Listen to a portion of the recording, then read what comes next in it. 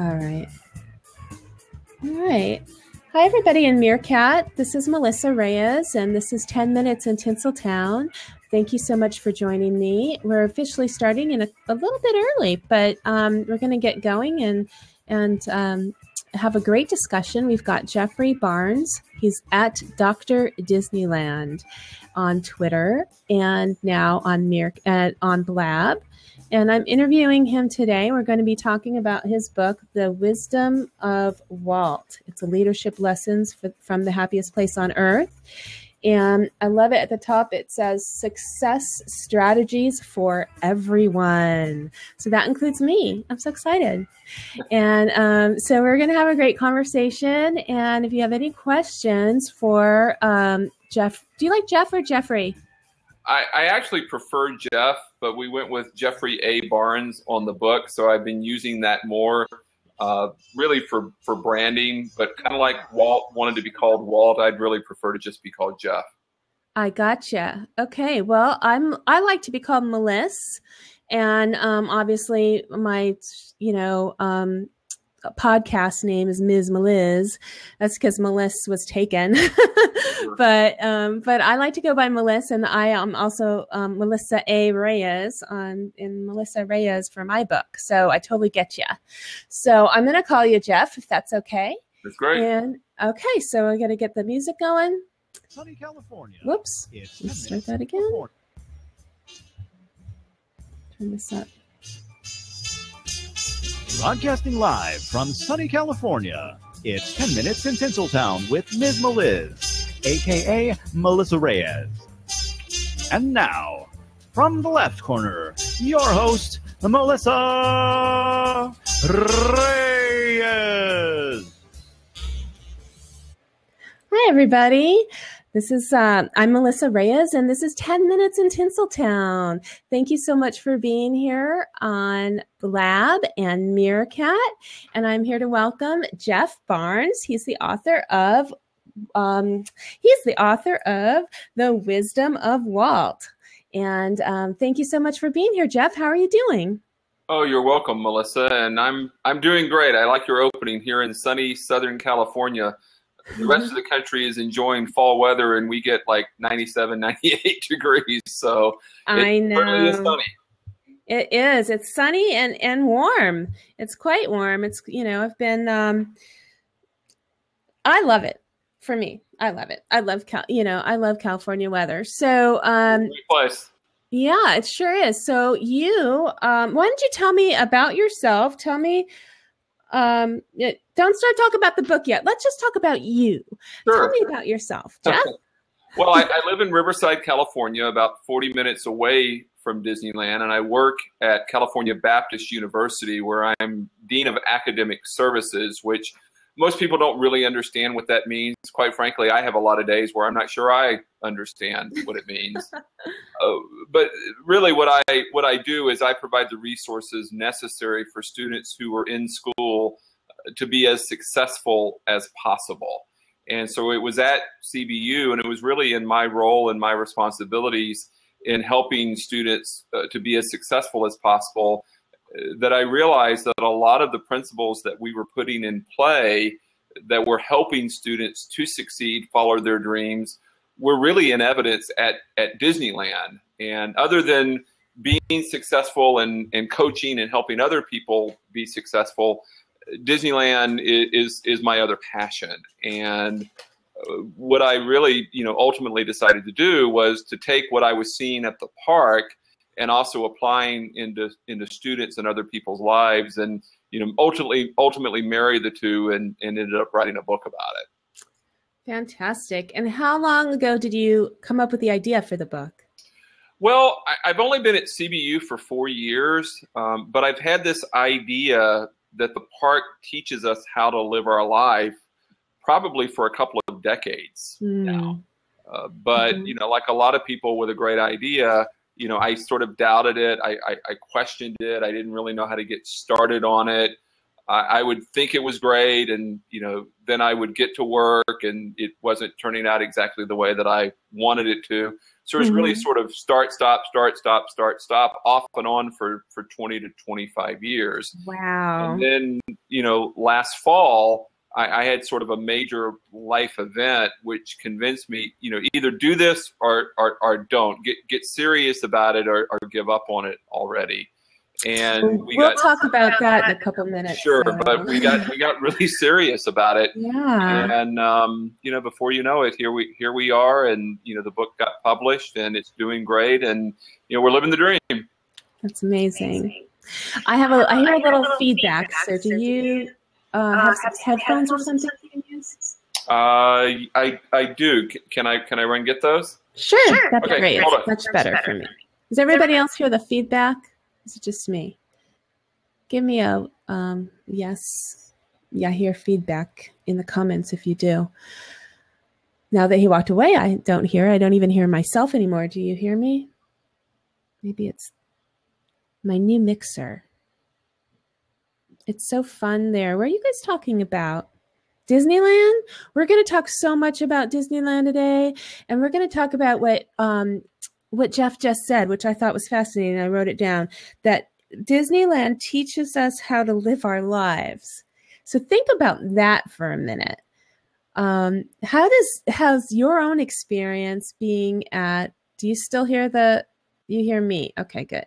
How does your own experience having gone to Disneyland or Disney World or, loving Disneyland taught you how to live your life? I think that's pretty amazing. And then also, if you want to take a look at the book that we're talking about, it's available now on, I don't know if you can see it because it's so close. Anyhow, this is it. It's a really nice book. It's The Wisdom of Walt, Leadership Lessons from the Happiest Place on Earth. And he's got some really glowing accolades about it. And the foreword is by Garner Holt and Bill Butler, which I'm sure he'll be telling us about. So this is the book. And now we have Jeff back. That sounds better. Yeah, 100% better. Thank you so much. Awesome. Yay. So I was just talking about what you just said, how the park teaches us how to live our lives. What's an example of that from your earliest memories? From your earliest memories as a child or something? What was the first time that hit you that, hey, this is how life is supposed to be? Well, I think it goes back actually to when I was a child and went not to Disneyland, but to Disney World for the very first time. It was 1974. I was 10 years old. And I can remember stepping onto Main Street and just sort of instantly knew I was in a very special place and that it was very magical and very memorable. And so I sort of instantly became that kid who, if we were going to Disney World, whether it was for Boy Scouts or high school band, whatever the case may be, I was counting down the days and I was always the one who was most excited. And then in 1988, I found myself going to graduate school, living in California, coming to Los Angeles, and of course Disneyland for the very first time. And to be honest with you, I hated my very first trip to Disneyland. The reason, well, I kept comparing it to Disney World. Yeah, I kept comparing it to Disney World, and it's very similar, but it's also very different at the same time. But I think worse than that, we showed up on a Sunday in August, and rather than getting there when the park opened, we stumbled in about 10:30, 11 o'clock in the morning. And of course, this is a decade before FastPass. And the most popular attraction that year, because it had just opened, was Star Tours. And we found our way into Tomorrowland and asked where that new attraction was. And the good news was we were in the right land for the ride, but we were in the wrong place for the line. And before we knew it, a cast member was directing us back to the end of Main Street. And so 3 hours later, we had finally ridden our very first Disneyland attraction. And of course, by then, it's mid-afternoon, it's even hotter, the park is even more crowded. And so if you had told me at the end of the day, hey, you're going to fall so in love with this place, you're going to teach a college-level course on the history of Disneyland, and you're actually going to write a book, I would have said you were absolutely crazy. But a few years later, I had the opportunity to go back. And I knew that there had to have been something that I missed, or otherwise they wouldn't have built a bigger, some would argue better version in Florida, and they wouldn't have all of these other Disneylands around the world.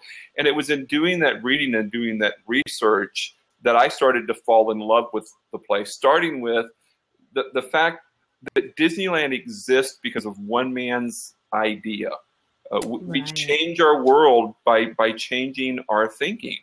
And Walt Disney changed our world. He created entirely new and different worlds because of a single thought that he had on a park bench in the mid to late 1940s. And he didn't just fall out of bed successful.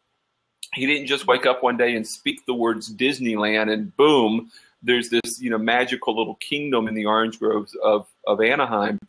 He had to fight tooth and nail for every single success that he ever enjoyed, to include getting Disneyland built, to include getting the park open. He went home and told his wife she hated it. She went to the studio. He went to the studio and told his brother he hated it. And so really that first lesson is whatever that crazy idea is, that dream or that nagging thought that simply won't go away, you have it for a reason, and trust that.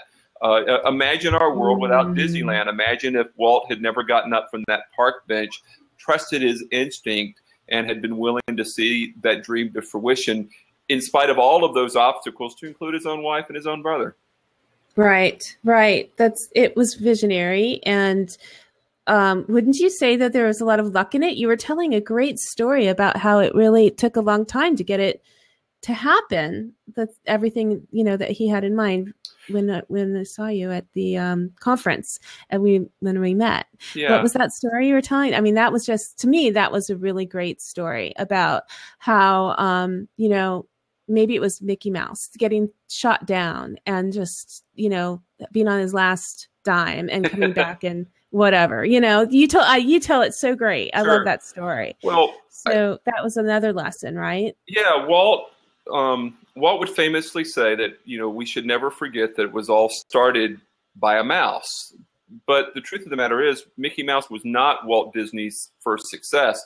It actually started with a rabbit, a fellow by the name of Oswald, the Lucky Rabbit. When he moved out to California, and oh, by the way, what forced him out to California from Kansas City was him going bankrupt with his very first studio. So there's sort of a life lesson right there. And so he shows up in California in 1923 with all of a single suitcase and $40. And he and his brother start the Disney studio in Los Angeles. And their very first successful character is a fellow by the name of Oswald the Lucky Rabbit.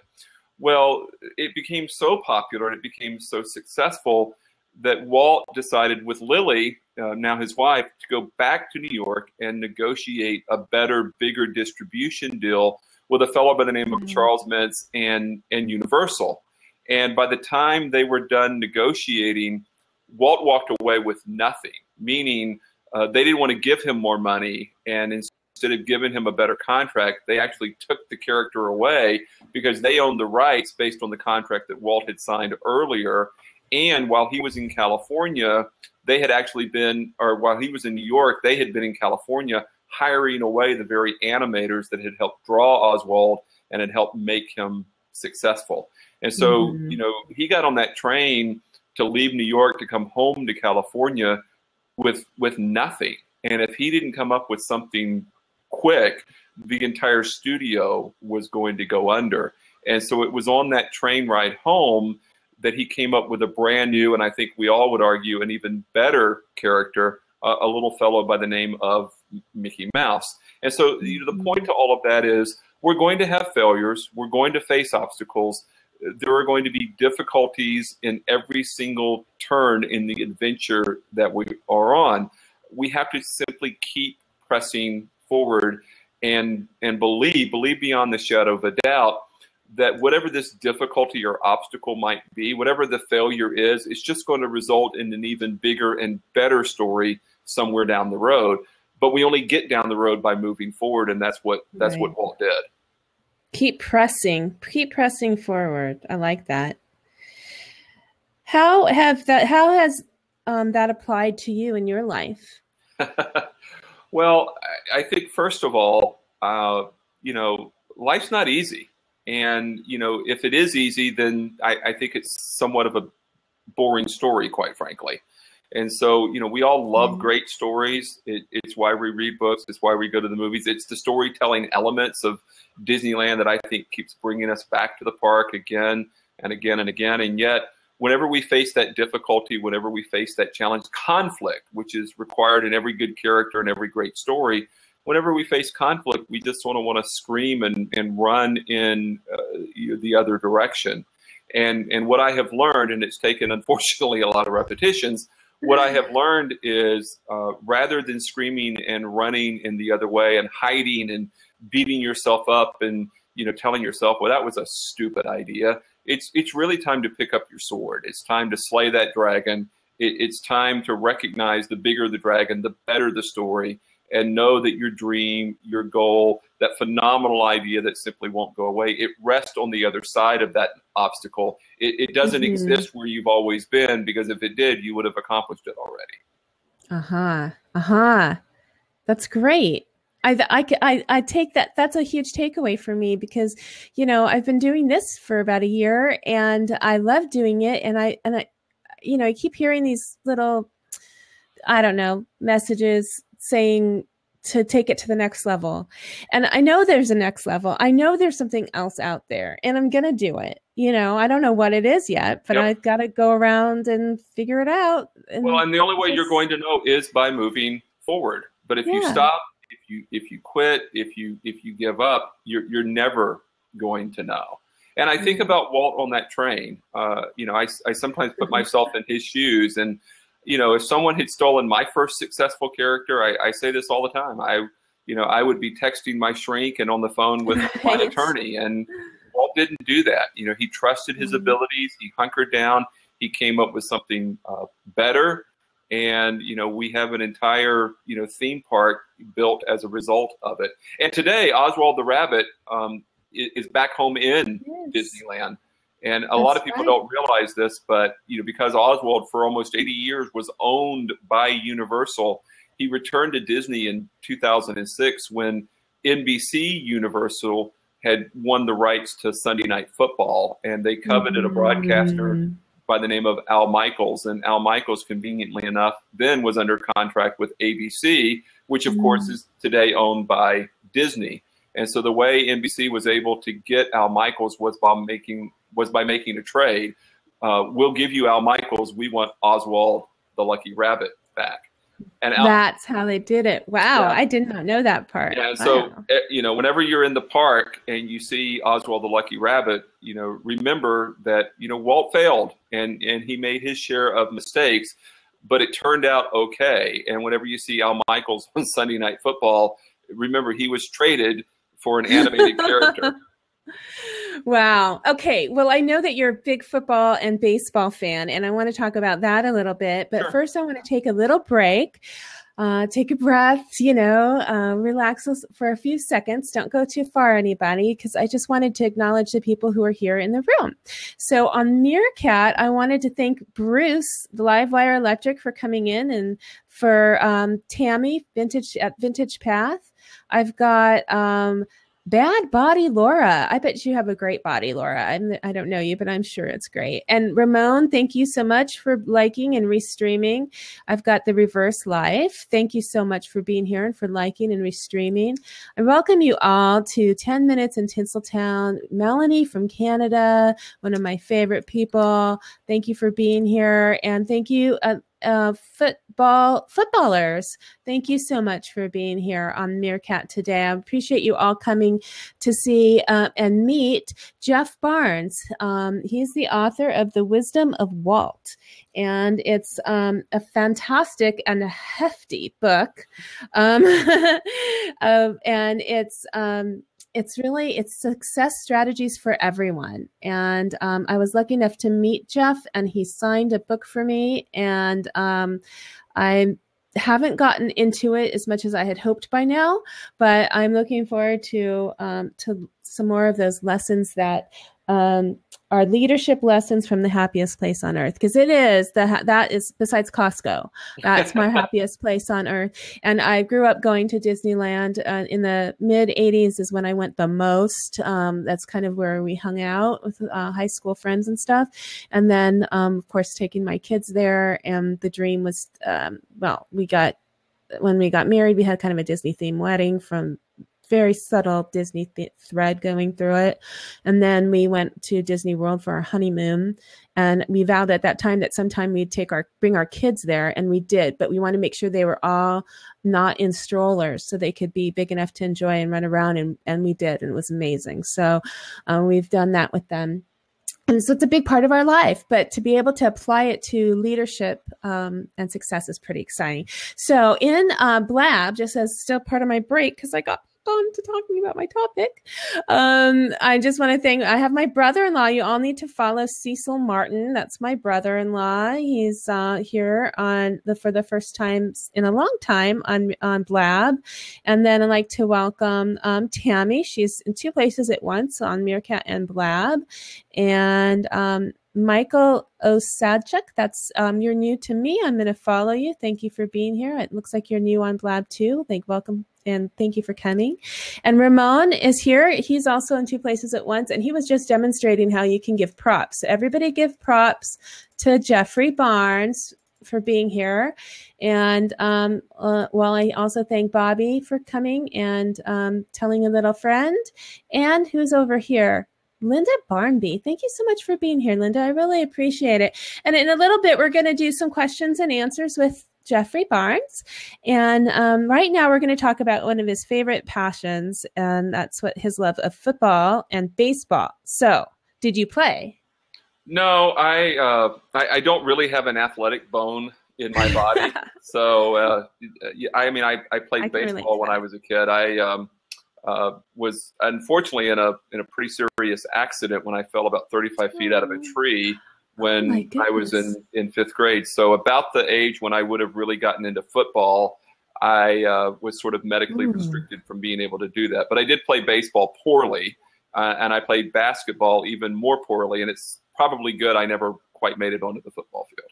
Oh, yeah. Well, I know my boys played football. So who do you like to follow? Is it just like watching on TV, or are you a big fan? You like to go to stadiums and see these games and their people's hometown? I mean, what do you do? Like, I'm not a sports person, so what level of fan are you? Well, when it comes to baseball, I'm really, really passionate, and sort of like we like to go to Disneyland or Disney World or to as many different Disney parks as possible. I really have been working for the last several years to get to as many different baseball stadiums and parks as possible. And so I've taken, I've taken RV trips, and, we've traveled, 4,000 miles going to, Milwaukee and the White Sox in Chicago, doubleheader at Wrigley, St. Louis, Kansas City, Denver, Phoenix. We were, just this past summer, and we it was fun because we had, the Wisdom of Walt with us. And so I was able to sell a book in Fenway and neat. Take a great picture of this family. It was grandpa and the dad and three boys, and they were great because they allowed me to sort of stage this photo in Fenway where they're all sitting there reading the book, and then I posted it on social media that reading the Wisdom of Walt is now America's new favorite pastime, and so that was a lot of fun. But in half a week we were able to do Fenway in Boston, and then PNC Park in Pittsburgh on a Friday night. And then as soon as the game was over, Nikki and I got in our car and we kept driving on to Chicago, and we did Wrigley Field on a Saturday afternoon. So we love baseball, and we love going to as many different parks as possible. I'm not sure that I want to share, especially here in Southern California, who my favorite team is. Don't hold this against me, particularly when it comes to book sales. I'm a huge San Francisco Giants fan. Oh, okay, good. That's good. So I didn't think I would California. I didn't think I would live long enough to see them ever win the World Series, and the idea that they've done it now 3 times in the last 5 years is pretty stunning and pretty amazing. That's great. That's terrific. Okay, well, I just saw somebody leave Blab. No, I don't think it was because of that. But since I have one son that lives in San Francisco, so I guess I could kind of justify that. But I would not have a clue. I'm a Dodger fan. Okay.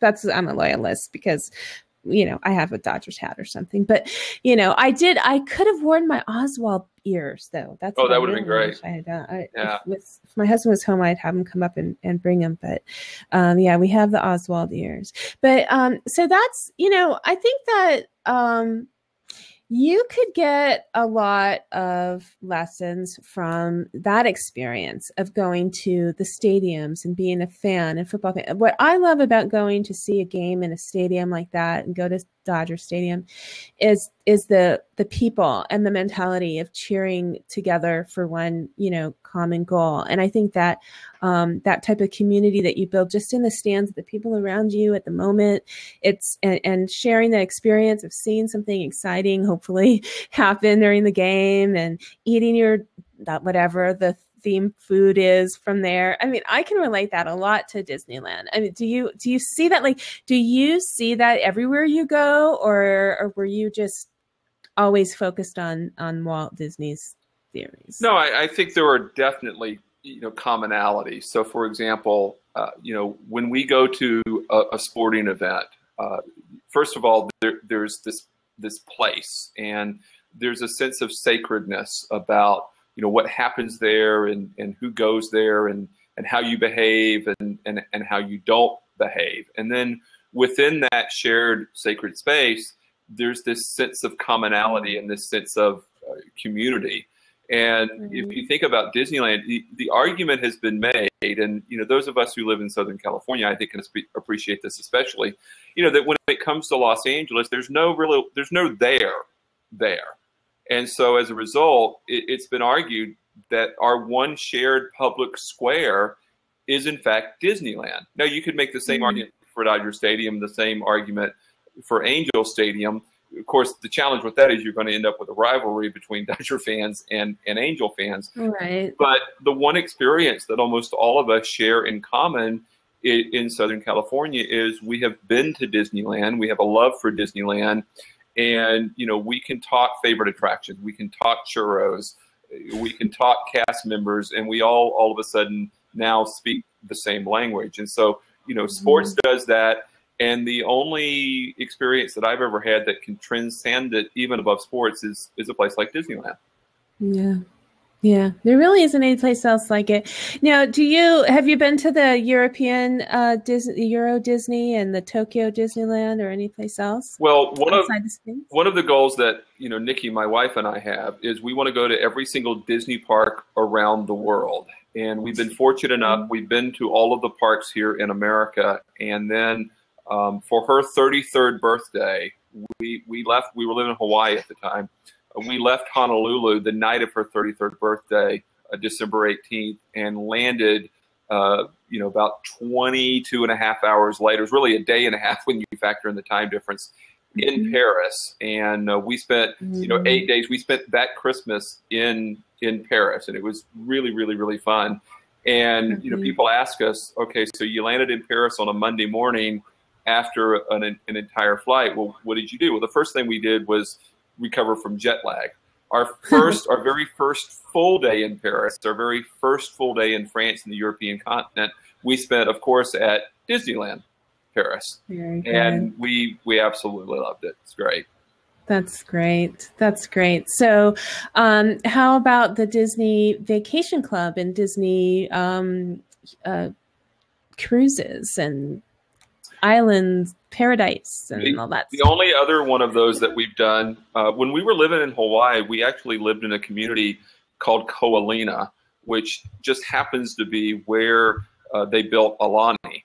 So if you've seen pictures of the Disney resort Aulani in Hawaii, we were, living literally. I mean, we could get up every single morning, look out on our lanai, and watch the construction. When we moved there, they were on the 6th floor. They ultimately topped out at 18 floors. And very sadly, we ended up moving back to the mainland and into Southern California 3 weeks before Aulani open. But I made a promise to my wife, Nikki, I will take you back and we will stay there. And 2 years ago, we had the opportunity to return and stay there. And again, loved every single second of it. Awesome. That's awesome. Now, Alani's, for anybody who doesn't know, it's the island, right? No, Alani is on the island of Oahu. Oh, okay. The same island as Waikiki and Honolulu and Pearl Harbor, but it's Disney's resort on Oahu. I see. Okay. All right. Now, isn't there a Caribbean island or something? There's some, maybe not Caribbean. I'm like dumb when it comes to this stuff. But isn't there an island too that's all Disney? Or is this just the resort? This my idea of the fantasy in the resort. I'm not sure that there is one in the Caribbean. There very well might be. If there isn't, there should be. There should be. So what else would you like to tell me about the book and about your promotion of your book right now? Where can we get it? And where can we find you online? Sure. Well, the book is available. People ask me all the time, well, is the book available everywhere? Well, McDonald's isn't carrying it, but I hope that happens one day very, very soon. By the way, my wife is sending me a note. Castaway Cay is Disney's private island in the Caribbean. So score one for Nikki. And you heard it here on 10 Minutes in Tinseltown. Thank you, there Nikki. There you go. So anyway, the book is available, of course, on Amazon, both as a hardback and as a Kindle ebook. And just so you know, regardless of whether you order it through Amazon as a hard copy or through my website, thewisdomofwalt.com, I end up signing and shipping every single book. So if you're looking for a signed copy, don't worry about whether you get it off of Amazon or whether you get it off of my website. Your book is going to be signed regardless. And then the ebook is very affordable. It's only $5.99, and you can download it, almost instantly. And you don't have to have a Kindle to read the ebook. You can get the Kindle app for your phone. You can get it for your iPad. You can get it for your computer. There's lots of different ways to read ebooks without having a Kindle. True. And, if you want to, you can get my book, This Is the Sound of My Soul, and get it on your Kindle, and you can read them both. Wouldn't it be cool? Yeah, there you go. Like the double package feature. Deal. I like that. Yeah. So, okay. The other thing I would ask our listeners is think about whatever your dream is. I mean, I happen to believe that all of us have something inside of us that is unique and special to us. For Walt, it was building Disneyland, along with movies and cartoons and Mickey Mouse and what have you. And for me, it started out, I wanted to teach a college level course on the history of Disneyland. And then that morphed into, the book that has been published since. And, whatever, I don't think we're all meant to build amusement parks. And I don't necessarily think we're all meant to write books per se. But I do think we all have some sort of goal, some sort of nagging thought, some sort of dream or vision. And I specifically wrote the book to show you how to take something that you already know and already love, and that is Walt Disney and Disneyland, and then apply that to whatever your unique goal or dream might possibly be. And what's really been a thrill for me, other than finally getting it done and realizing my own dream, is hearing back from readers. I have a reader in Arizona who contacted me a couple of weeks ago, and he has been working on a project that he thought was, again, a crazy idea, and he was too scared to pursue it, too scared to invest in it, too scared to ask the people that he needed to ask to get it to move forward. And so it had laid dormant for, really a couple of years.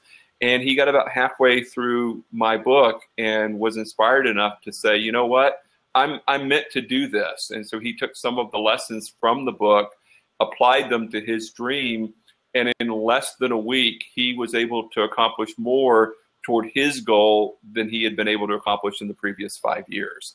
And so when you hear stories about that, you're like, wow, this is really applicable and really starting to make a difference in other people's lives.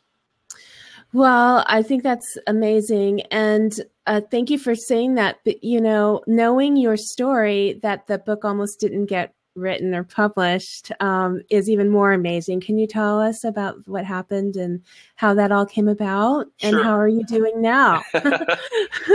Well, like I said, we love great stories, and in order for there to be a great story, there has to be some sort of conflict or some sort of adversity that has to be overcome. And at first, I thought it was about me wanting to teach this college level course on the history of Disneyland. And, because I teach at a university, I thought it was a great idea.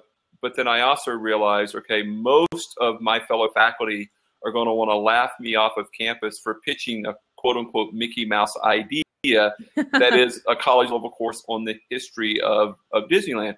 And because I didn't want my idea to be laughed at, or even worse, I didn't want me to be laughed at, I sort of held this inside for a couple of years. And then, finally it took literally running over my own electronics, both my iPhone and my iPad, on the 91 freeway here in Riverside one afternoon, because I was distracted about thinking about what I should be doing to follow this dream. I was so distracted in that thought because I kept putting it off, that I wasn't paying attention to what I was doing when I was driving off of campus that afternoon. And so I stood there on the shoulder of the freeway, and I made a very determined decision. And that was, if I'm going to have $1,000 in shattered electronics because of my distracted thinking, I should at least get my dream out of this. And so I made the commitment. I was never going to, rest another day without having done something, anything to get me toward that goal. And ironically enough, I made the appointment the next day with the chair of our history and government department. And he had 30 years earlier worked as a cast member at Disneyland when he was a student at USC. And he loved the idea. And so here I worked up all of these, demons and dragons and naysayers, and they didn't exist. I got to work on it, and lo and behold, it was becoming a reality. And so once it was approved, I spent the entire next year working on the syllabus, the curriculum, lining up the field trips, all sorts of guest speakers. I mean, I wanted the class to be as awesome as possible. And so ironically enough, exactly 1 year to the day of having run over those electronics, exactly 1 year to the day, I ended up giving the very first lecture in our History of Disneyland class. And I just want to share with our listeners, whatever that idea or that dream is, however awesome you think it might be, it's going to be even better. When you stand there and you give that first lecture, when you give that first class, you're like, wow, this is amazing. Why didn't I start sooner? Right. But that's not the real twist, because what happened next was the following day, I had a long-awaited appointment with a neurologist, and they diagnosed me with a brain tumor. And the neurosurgeon at Cedars-Sinai said, it's life-threatening. It needs to come out. Today is Friday. I need you back here on Tuesday. And best case scenario, if it's not cancerous, unfortunately it wasn't. We didn't know that at the time. But if it's not cancerous, best case scenario, you'll be back to work in 6 to 8 weeks. Well, the second he said that, I knew that was the end of the class. If I was out of work for 6 to 8 weeks, they would just take the class off the schedule, cancel it, send the students to other courses, and that might very well be the end of it. And so I picked up my sword, and I looked at the neurosurgeon, and I said, sorry, doc, but Tuesday's not going to happen. And of course, he wanted to know, well, what are you doing that's so important that you're willing to risk your life and put off brain surgery? And I told him, that I'm a doctor too. I sort of played it up a little bit. And I teach for a university, and I have class this summer. And, naturally he wanted to know, well, what class are you teaching that's so important that, again, you're willing to put off brain surgery and risk your own life? And when I said to him, History of Disneyland, I thought he was going to kill me long before the tumor ever had a chance to. But again, it was in that moment that I realized this is beyond an idea. This is beyond that nagging thought, maybe even beyond a dream. This was a passion that I was willing to lay down my life for. And so we put the surgery off for 2.5 months. We taught the course. It was amazing. And, we came through on the other side, and it was then that I realized, life is too short, and you've got this great idea, not just for a class, but for a book idea that's really existed even longer than the course idea.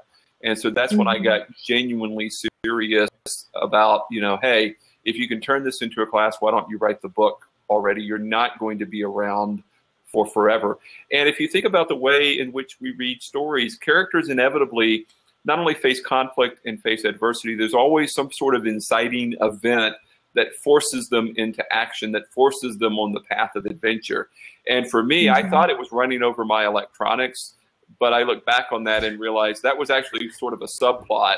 And the real inciting event was being diagnosed with a brain tumor. And did I believe in this enough to put off the surgery? And, did I believe in it enough? And really thankful and grateful enough for life to really put it into words and make the book a reality. Right. What were you thinking though at the time when you got the diagnosis? They wanted you to come back on Tuesday.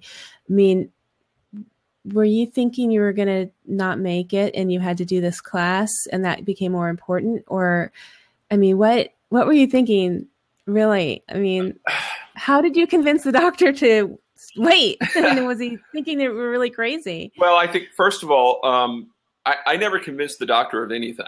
If the doctor had his way, I would have been there on Tuesday. But I also knew that I was the patient. I was the lead character or the hero in this story, and that ultimately it was up to me. And so I stood firm and held my ground, believing that this course mattered. And I want everyone to sort of understand and appreciate this. It's great to think about a course on the history of Disneyland, and you get college credit, and it counts towards the general history requirement. All of that's really, really cool. But my main vision and my main purpose for teaching the class was to show students and motivate students and inspire students to take what they see and experience and hopefully ultimately learn from Disneyland, and again, apply it to their life and their dream and their story. And so it's not just a course about an amusement park. It's really about taking that idea and that inspiration. When we go to the park, and if you've ever been there before rope drop, the PA announcer says Disneyland. Every single day they say Disneyland is the place where dreams come true. Well, I think we all have a bigger and better dream than just going to Disneyland. I mean, it's great. I would go every single day if I could. It's more like Walt Disney's dreams came true at Disneyland. Everybody else's dreams maybe come alive there. Sure. And so what can we take from the park? What can we take home with us that we can then apply to our own dreams so that Disneyland actually becomes the vehicle for showing us how to pursue our dreams and how to live a life that's as awesome as the life that Walt Disney lived and as awesome as a day at Disneyland. And that really was sort of my motivation and my inspiration for, one, teaching the class, and then two, writing the book. Because I get asked all the time, oh, how can I take that course?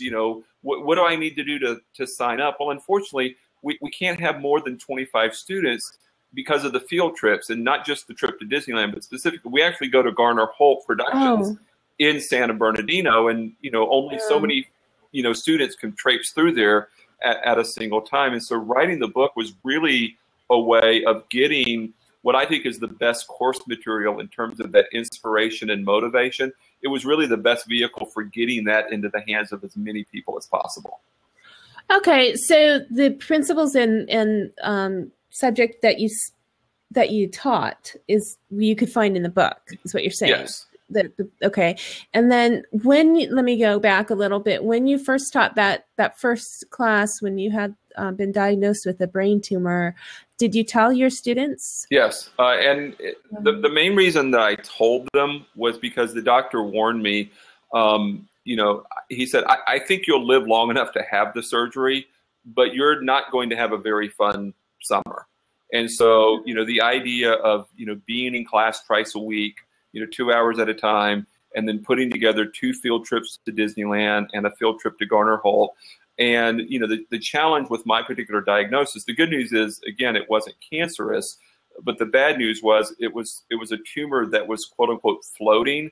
And so you could feel fine one day or 1 minute and then feel not great at all the next day or the next minute. So I really never knew from moment to moment exactly how I was going to be feeling. And I felt as though I owed it to the students, you know, to let them know, hey, this is what's going on.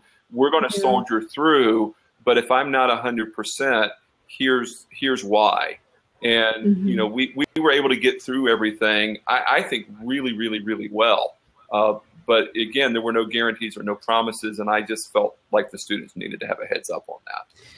Did you continue to teach that course? Or are you still teaching it? Yes, we teach it every summer now. It's a summer course. Yes. Oh, wow. And what's the university you're at, or what is it? California Baptist University in Riverside. In Riverside. That's pretty awesome. So I'm going to take a quick break and thank Vintage Path, that's Tammy, for coming. She's saying she has to go. And to welcome Margaret. You met Margaret at ENMN, and she's here. And I don't know if she's still here, but she came in for a bit. And I want to thank everybody on Meerkat. So far, we've had 196 people come through. 19 are here now.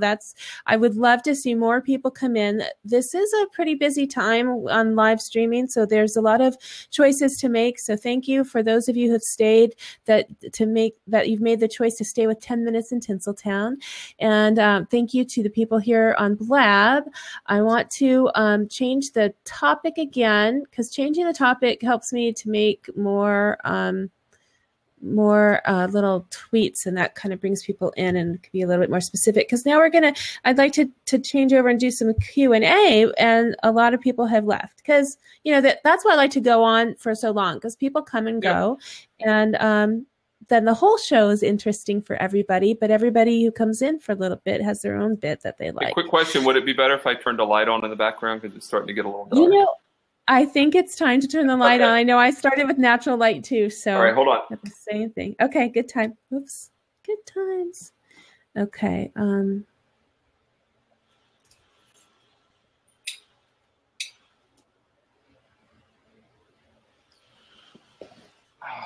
There we go. Okay. Better? Yeah. Oh, yeah. That's good. I really like that success strategy terminology, because I think that's what people really go for, but this just doesn't let me put in a lot of characters. Makes me mad. 10 Minutes in Tinseltown takes up a lot of space. Let's do this.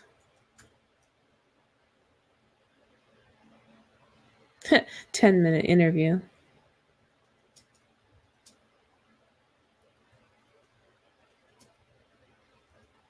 So, what is new in your life right now? Do you have any new projects going on? Well, I am under contract to write a new history of Disneyland book, and I'm sort of trying to figure out how to get started on that. And the Wisdom of Walt has done so well that a number of readers have already asked, you know, hey, is there going to be another version? And so I'm already thinking about a book entitled Beyond the Wisdom of Walt, More Leadership Lessons from the Happiest Place on Earth.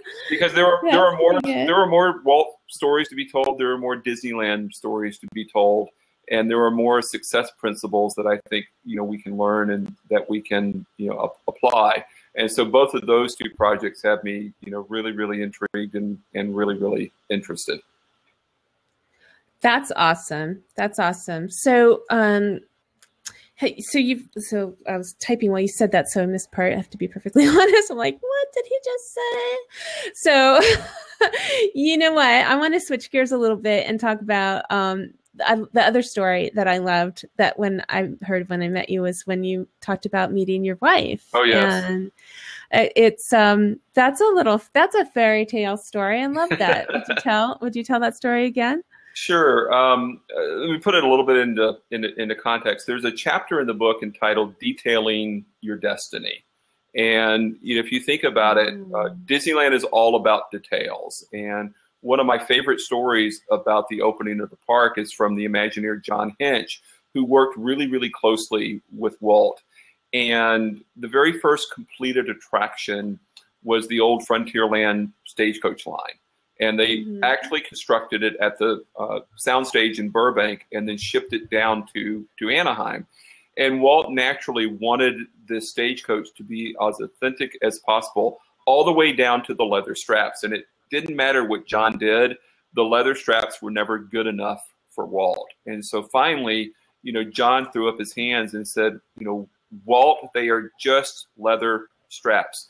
Nobody cares. Nobody's ever going to notice. And Walt stopped him right there and said, John, you are underestimating people. People are good. They will notice. They will care.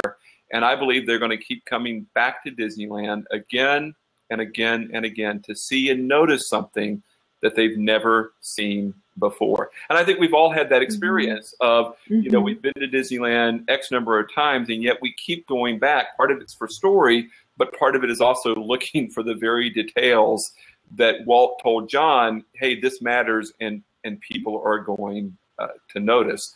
What's interesting about our dreams and our goals is we can work on them consciously, but we also need to put our subconscious to work on those dreams and those goals as well. It's sort of like putting ourselves on autopilot, if we will. There's a lot of things that we do mindlessly.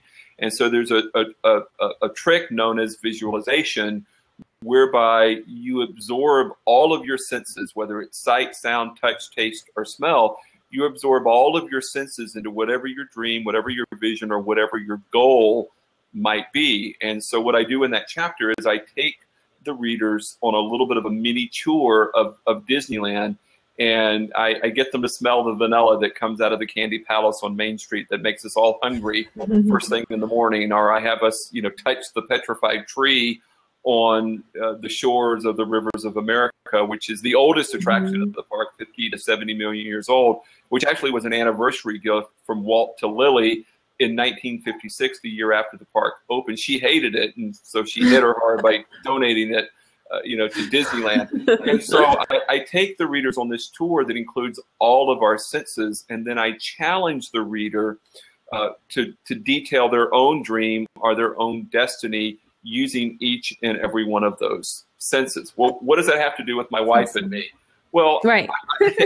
I met Nikki. It's a great story. I met Nikki when she and I were working together back in Arizona. And at the time, I was an overweight, bald, middle-aged professor. And I'm still bald and still middle-aged, lost a few of the pounds.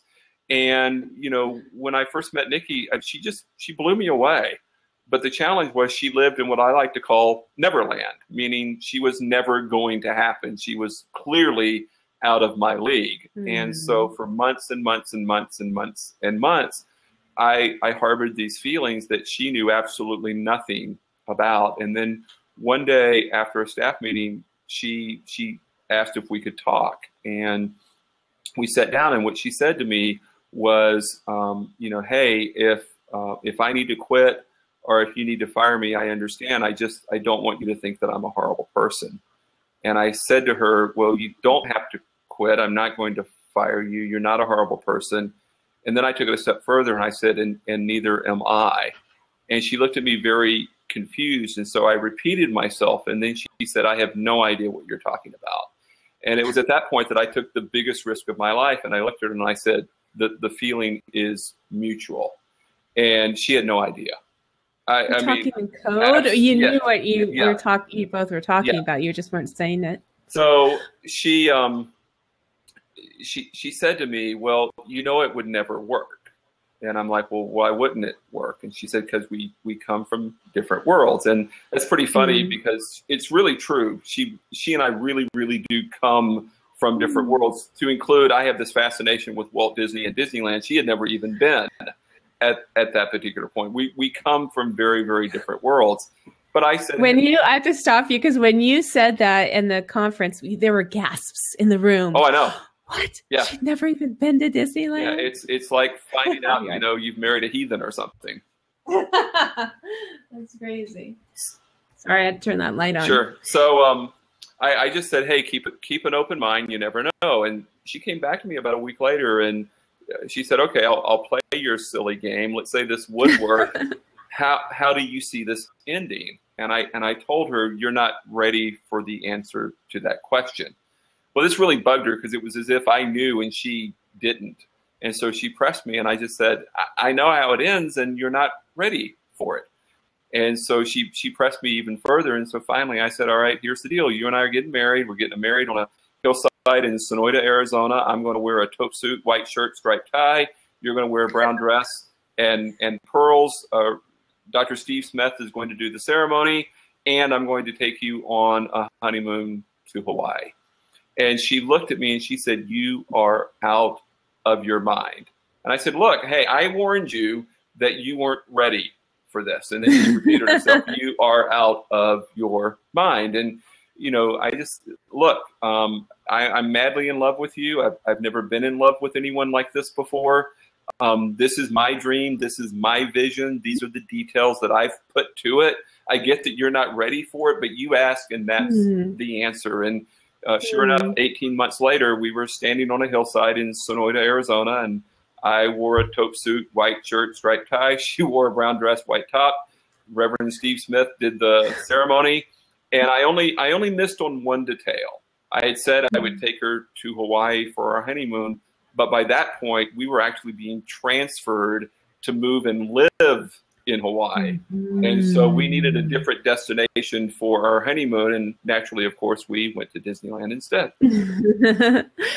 So where did you come up with those details? Was that just some image that you thought of, or was that how did you?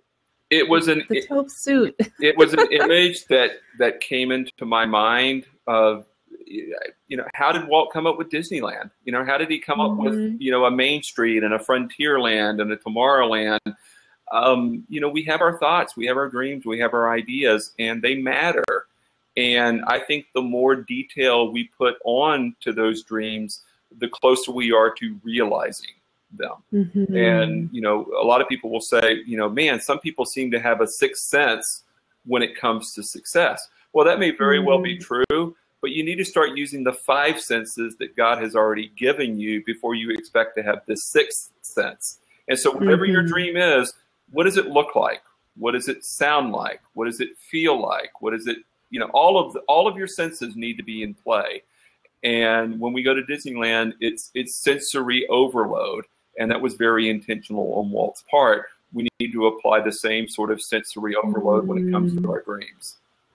That's very interesting. And, you know, I interviewed a woman by the name of Ruth Curran, and she's also written a book and has a website with brain games to strengthen your brain after she had suffered from some brain damage. And one of the things that she learned when she was retraining herself to learn pretty much everything was to remember things by using other senses. So, you know, she will assign a taste or a smell or something to things that she's trying to remember, and using just a different tool.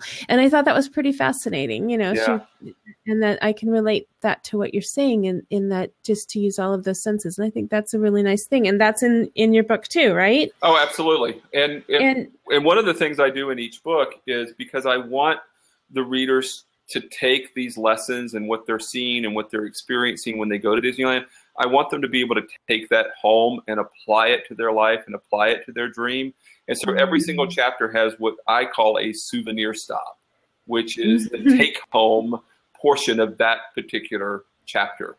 And so there's lots of places to write and lots of places, you know, to actually put down what it is that you're looking for and what it is that you're striving for. And I still use that tactic today. So for example, we went into Disneyland last fall and we took a picture inside one of the stores on Main Street of a bookshelf that sells a bunch of Disney books. Well, why in the world would you go into Disneyland and take a picture of a bookshelf on Main Street? Well, every single morning or every single evening when I was working on writing The Wisdom of Walt, I would start by visualizing my book on that bookshelf. And that was my way of employing one of the senses to my dream. And it was a lot of fun when the book was published to bring The Wisdom of Walt home, if you will, to Disneyland. And of course, I took it into that store and I set it on that bookcase and I took a picture of it. And now my latest dream is Disney's not carrying the book yet, but I know that the day is coming when I'm going to walk onto Main Street, go into that bookstore and buy a copy of my own book. That's fantastic. That's a great dream. I hope I'm able to buy your book there too. That's really neat. If anybody has any questions for Jeffrey Barnes, please type them in the chat, or in a moment I'll invite you to come in. And and then I think he answered Ramon's question, right? Is that the answer? Yes, they love it. She's asking, how do students react when you talk about the history of Disneyland? Well, first of all, they love the idea that there is a course on the history of Disneyland, and they love that it counts toward general U.S. history requirements in their general education core. Part of what inspired me was the realization that students today, especially here in Southern California, they don't know a world without Disneyland. And so they know almost nothing about Walt Disney himself, and they just think or assume that the park has always been there. And so we actually start the class with a lecture on the Walt Disney of Disneyland, and they are absolutely shocked and stunned to find out that he went bankrupt, that he lost his first successful character, that nobody believed in Snow White and the Seven Dwarfs, that his wife and his brother were against the building of Disneyland. Again, they just think he fell out of bed successful, spoke the magic words, and everything just happened. And, right, or he had all that money, so he did something with it, kind of thing. Yeah, exactly. And, Walt battled and he fought, but he kept moving forward. And that's that I want students to have and to know, so that they can go after whatever their dream or whatever their goal might be as well. And then, secondly, they love Disneyland, but they don't exactly know why that they love it, other than they've been going for as long as they can remember, and they have these great, childhood memories or family memories or whatever the case may be. And so, through the history and through the field trips and through bringing in, Imagineers or taking the Garner Holt tour, we're able to, show them, okay, what exactly is going on that makes this place so different and so special from any other place on earth. Mm-hmm. Have you been to the Disney, Disney Family Museum in San Francisco? I have. I spent 14 years in the Bay Area, so any chance or any reason I have to go back to San Francisco, we jump at that. And so during the Christmas break last year, we took a research trip while I was writing the book to go to the Family Museum. We spent an entire day, which unfortunately wasn't nearly long enough. Right. And what I remember most about that day was making that turn, and they do such a great job there. They do it because the museum is set right next to the Golden Gate Bridge in the old Presidio. Right. And so you make this transition from Walt's life and his biography and his family, and you do this transition, and you can look out this window and see the Golden Gate Bridge and the Pacific Ocean right there, and you turn the corner and now you're in the Disneyland room. And it is just that. It is a Disneyland room with the most awesome map of Disneyland that you could ever imagine. I could sit there and stare at that thing for a lifetime. I love the whole design of and the thought process. I guess it's a timeline that goes in the spiral. Yes. It's so amazing. I love it. I love that museum, and I love that it's put together by the family. And so it's a really great place. If anybody is watching and hasn't been there, it's the Walt Disney Family Museum in San Francisco at the Presidio, like you said. Yeah, and that was a vision by Walt's oldest daughter, Diane, and unfortunately she's recently passed away at the age of 79. But she ran the Silverado winery up in Napa, And it's her connections with the Bay Area and her drive to really want to make this the Disney family museum as opposed to something that's more Disney corporate. That's why it's in San Francisco. And yeah, it's a little bit of a drive, a little bit of a distance, but it is very, very, very well worth it. Oh yeah, and if you're there, you don't miss it. Yep. It's really great. And then, do you have any questions for me? Well, what's it like to hang out in Hollywood all the time? I've actually been hanging out in Hollywood a lot lately. Besides the conference, I've been back to that Hard Rock twice already since then, which is strange because I don't really go there that often.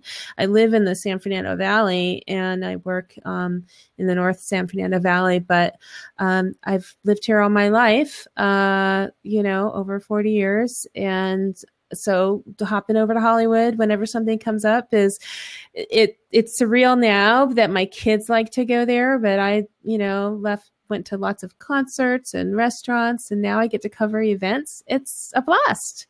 Very cool. It's great. It's very cool. In the next coming weeks, while it's still open, we're going to be going, my husband and I are going to review a rooftop movie experience in downtown. Or is it in Hollywood? It's in Hollywood.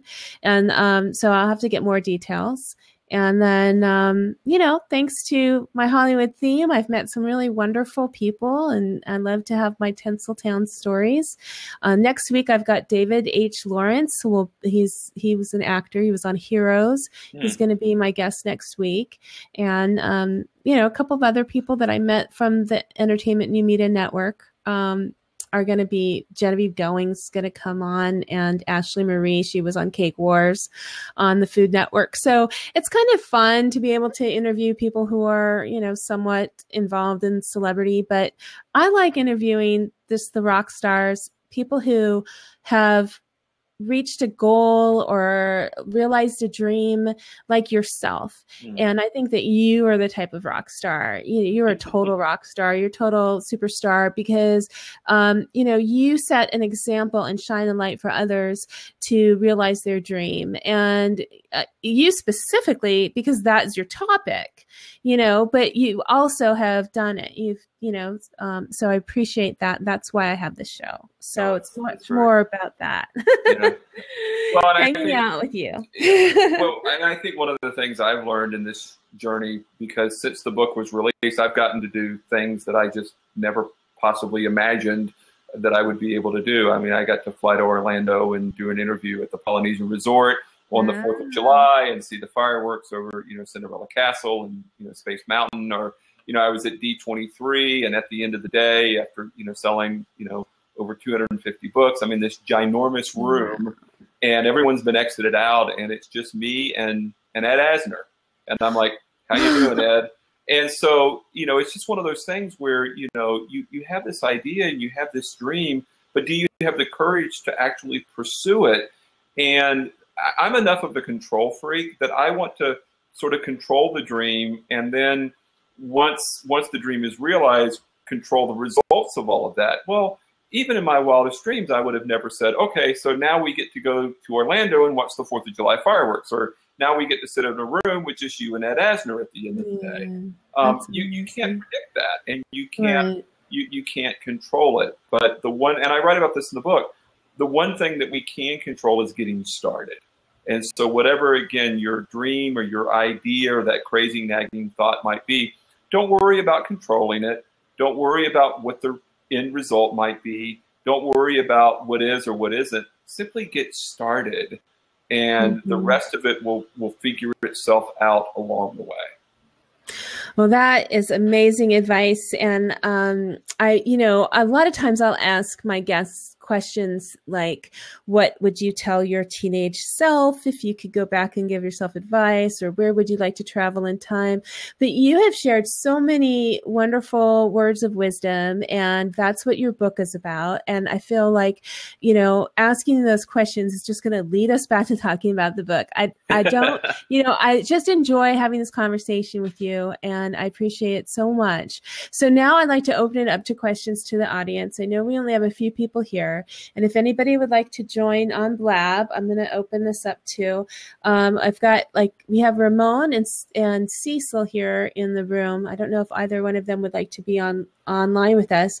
And if anybody has a question for Dr. Disneyland himself, Jeffrey A. Barnes, please type it in or put it in on Meerkat. If you're still with me here on Meerkat, I would love to hear from you. And thank you all for coming. I can't say it enough. It's this Mayor. Mayor, do you have a question or any comment that you have? Maybe you'd like to cameo and talk to me and Crazy Nate. His name is Crazy Nate, but he's not crazy. He's just Nate. And anyway, if you'd like to ask a question. Are you big fans of Disneyland? My husband and I are big Disneyland fans. Like I told you already, we went on our honeymoon. We took our kids to Disney World. We've been there a couple other times for work. Of course, Disneyland is our favorite. But we also had the opportunity to go to Club Disney, or I'm sorry, I'm getting tired. Club 33. I was able to take my husband there, and my dad there, my husband and I, our kids and my dad, and we had a wonderful dinner. It was really nice. It was a long time ago, so I know they've remodeled, and I want to try going there again. There's been a lot of experiences that have enriched our life about Disneyland.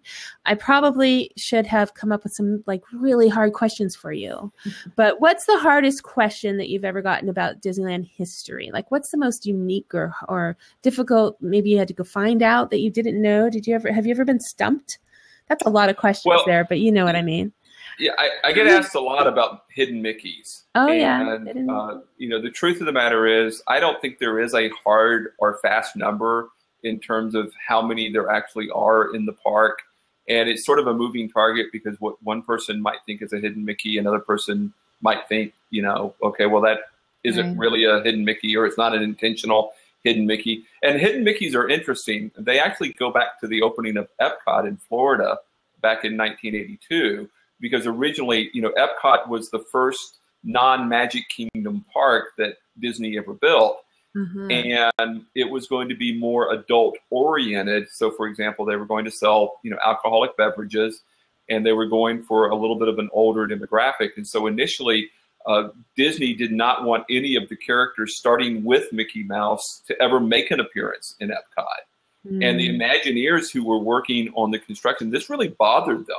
They're like, how can you have a Disney park where Mickey Mouse himself isn't invited? It's like they forgot Walt's words, never forget that it was all started by a mouse. And so it was the Imagineers who secretly and privately actually began putting in their own hidden Mickeys into the construction as a way to get Mickey Mouse into the park that he was initially banned from. Interesting. Okay. Well, today, of course, Mickey and all of the characters are allowed in Epcot because, the company and I think all of us have sort of evolved beyond all of that. And the hidden Mickeys have become so popular that they're sort of built intentionally now in all of the different theme parks and all of the different attractions. Mm-hmm, but I'm asked all the time, well, how many exactly are there? It's a moving target, and I'm not sure anybody really knows. Yeah, so that's really an interesting answer because what you're saying is it started intentionally, but not with the intention of having a hidden Mickey. It was just to incorporate Mickey's, into the fabric technically, but you're right. When I went to Epcot, I think there were, Mickey Mouse tortilla chips. And that was when I first started seeing things in the shape of Mickey Mouse, and everything now at Disneyland is Mickey Mouse shaped, but back there it wasn't. So, anyhow, I see you asked a question about what about this exclusive club, Club 33. Yes. Have you been there?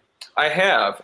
In fact, let me tell a little bit about that because this is sort of a fun feature in the book that I enjoy. Good. When Walt first built Disneyland in 1954, 1955, he couldn't get financing from banks. He couldn't get sponsorships from corporations. Nobody really thought the park would be around any longer than a year. Now, fast forward to 1964, and New York is hosting the World's Fair, which in the 1960s was a really, really big deal. the very same banks and the very same corporations that had turned Walt down 9 years earlier are now coming out to California and begging him to save the World's Fair by building them a bunch of great attractions. And so Disney and Disneyland would end up building not one, not two, not three, but actually 4 attractions for the New York World's Fair. That's where we get great moments with Mr. Lincoln. It's where we get the Ford Magic Skyway, which actually produced the Primeval world that exists in Disneyland even to today by way of the Disneyland Railroad between Tomorrowland and the Main Street station. It is also where we get It's a Small World, which was the very last attraction that Walt was asked to build. And so, this World's Fair became a huge boon to Disneyland because it gave him the resources to leapfrog theme park technology by about 10 years, and it allowed him to bring the attractions, or at least versions of them, back home to Disneyland.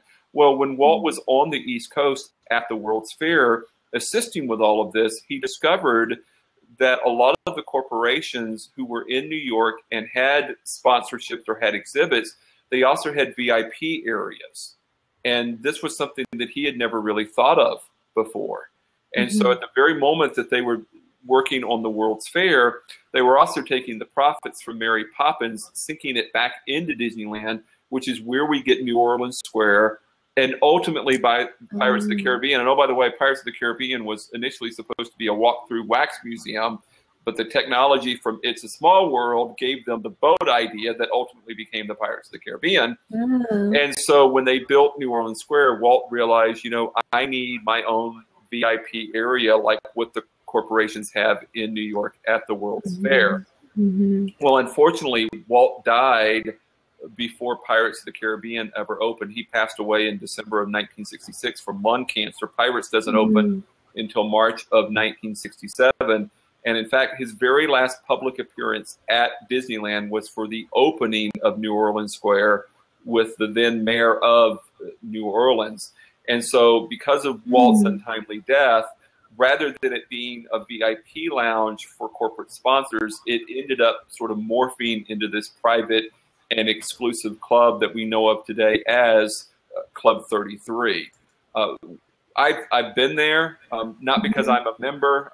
My understanding is membership is about $100,000 a year and has a 10-year waiting list. So you have to know someone who is a member, and then you can sort of get in by way of their coattails. Now that's pretty. God, you know everything about Disneyland. I hadn't heard that part of the story. I think what I heard was that it was part of their living quarters, or that they lived there, or the family lived there. Is there any truth to that? Well, yes and no. Did they live at Disney? Yeah. When Walt built Disneyland, he had an apartment built over top of the Main Street fire station. And so for the 11 years that he was alive between the opening of the park and his death in 1966, he spent a ton of time and almost every weekend in Anaheim at Disneyland in this apartment over the fire station.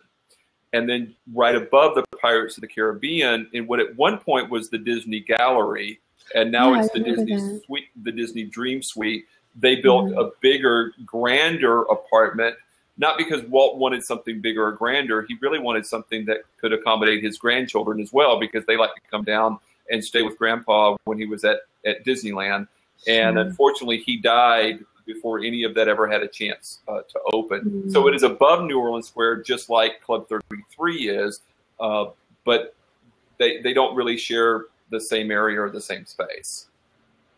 When he died, who took over and made it continue in the way that it did? Well, was it his brother? His brother Roy. Roy was 8 years older than Walt. So Walt was Roy's little brother, if you will, and he had actually gone into sort of a semi-retirement. And Roy would go on to tell the story.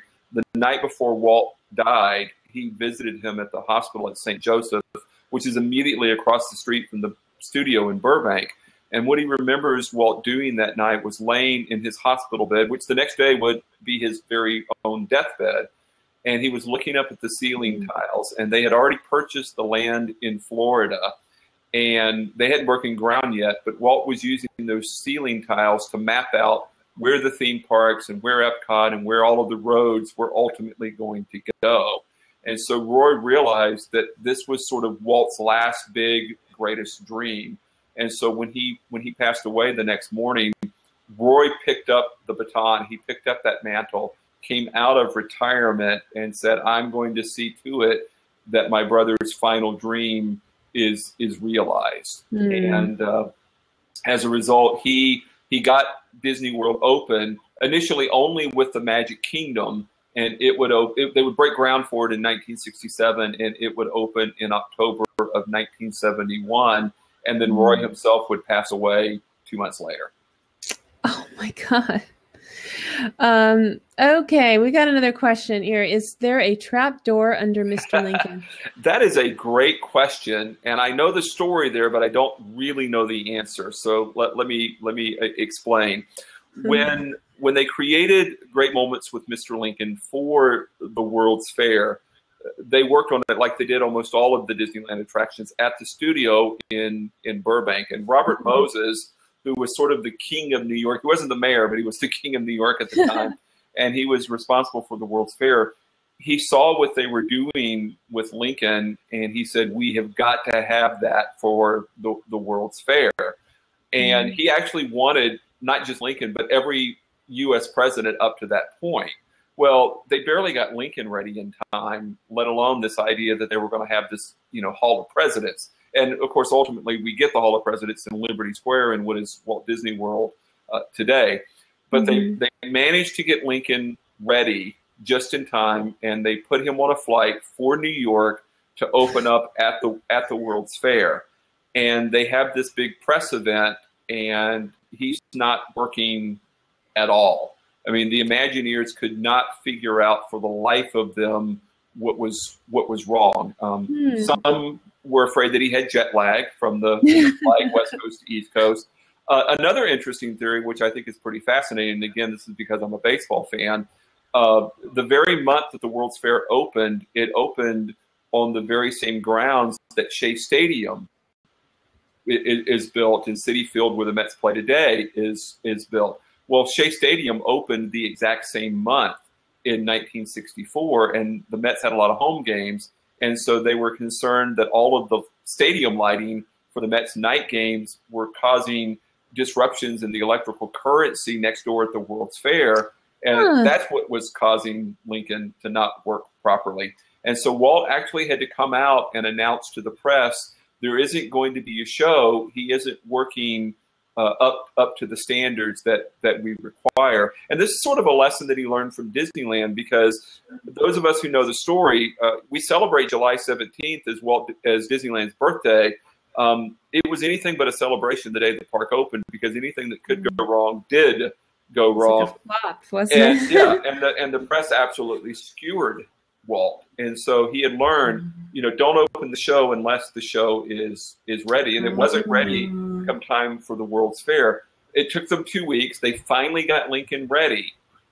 But Walt was so concerned, because they knew that this was going to be really, really popular, they built a second audio animatronic Lincoln, and they had him stored underneath by way of a trap door on the stage there in New York, but he was never actually needed. And so even though the World's Fair went from 1964 through to 1965, Great Moments with Mr. Lincoln will open up here in Southern California at Disneyland as part of Disneyland's 10-centennial or 10-year celebration in July of 1965. And so stop and ask yourself, well, how could they still have Lincoln back on the East Coast in 1965 if he's opening up here in 1965 as well? And the answer is they simply moved the Lincoln from underneath the stage in New York and brought him home to Disneyland. So at one point there was a trap door on that stage. Whether there's still one or whether there ever was one here in California, I actually don't know. But at one point at the show in New York, the original show, there were two Lincolns, one on stage and one underneath by way of trap door. Chuff, how do you know all of this? What type of research have you done? And I know it was for a very long time, but you obviously, I don't know. What's your favorite source? I guess let's put it that way. Where have you gotten most of your information? Oh, well, I read anything and everything that's out there about Walt Disney or Disneyland. And so when it comes to actual park material, so for example, the story that I just told, Jim Korkis has a great series of books entitled The Vault of Walt. And he tells a lot of these favorite stories that I then have the fun of retelling in my book, The Wisdom of Walt. And when it comes to Walt himself, there's a book written by a fellow by the name of Pat Williams entitled How to Be Like Walt. And Pat's sort of an interesting individual. He's a leadership and success guru. He's actually the general manager of the Orlando Magic. And this is the individual who drafted Shaquille O'Neal back in the day. And when he first moved to Orlando, he realized what an incredible influence Walt Disney and, of course, Disney World have had on the Orlando area. And so he began to study Walt. And in that study and in that research, he was inspired to write a book entitled How to Be Like Walt. And that became one of my favorite books in doing the reading and the research for my own book. And kind of a fun story, Pat managed to get a copy of my book, The Wisdom of Walt. And so I got a call from the Orlando Magic this summer asking me if I'd be willing to talk to Pat Williams and actually be on his radio show. Now, your listeners need to appreciate this. I'm all of 5'7"3/4. The Orlando Magic were never going to contact me. They were never going to call me. I was never going to get drafted. But now I get to say, because I followed my dream, I get to say I got a call from the general manager of the Orlando Magic. Yeah, you sure did. That's amazing. You have really done a lot of amazing interviews and taken your book, far and wide. You mentioned when we met about your the foreword by Garner Holt and Bill Butler. Do you think that that type of story, I mean, did that lead to some of your success? I mean, with the book, tell me what's your secret? How do you get all these calls from the Magic and Ed Asner and all that stuff? I mean, that just, you're very clever. I've seen some of the things that you've done with having the characters looking at your book and the pictures on your Facebook and stuff, but it's more than that, is it? I think first of all, Disney's fun. And I think, whatever your dream or whatever your goal is, you need to figure out a way to have fun with it. Or there really may not be a point in doing it. Or if there is a point, you're not going to be able to stick with it because it's going to get old if it isn't fun. And so, I tried to have as much fun as possible when I was writing the book. And then once it was written and once it was published, it was like, wow, look at me. I wrote a book. Well, that's a great goal and that's a great dream. I cared about it. My wife cared about it. My dad cared about it. Nobody else really cared. And so you're going to have to figure out a way, if writing a book is your goal, you're going to have to figure out a way for other people to care, because at the end of the day, it's not about you, it's about them. And, I wrote this book not so I could say, ooh, look at me, I wrote a book. I really wrote it because I genuinely believe that there is a message here, and that is that Disneyland and Walt Disney can show us how to go after our dreams and go after and achieve our visions.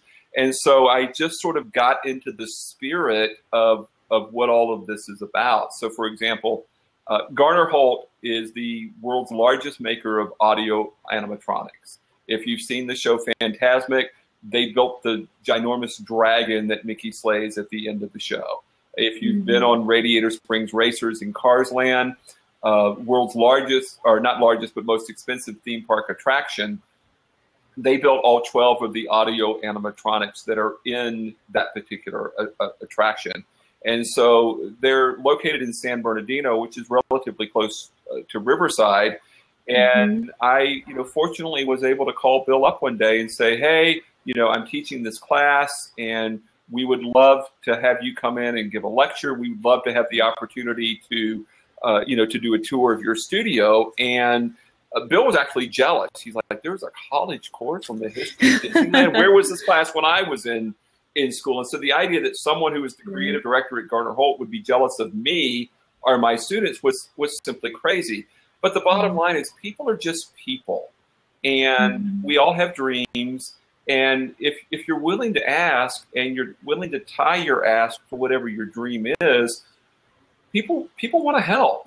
People want tie to your ask. You have to be very careful there. ASK, not ASS. Okay. You have to tie your ask to your dream. That's a good one. People want to see dreams come true. And if they can help, they will come alongside you and they will be willing to help. So it started with Bill lecturing in the class. It started with Garner Holt letting the students come and take a tour of their facility.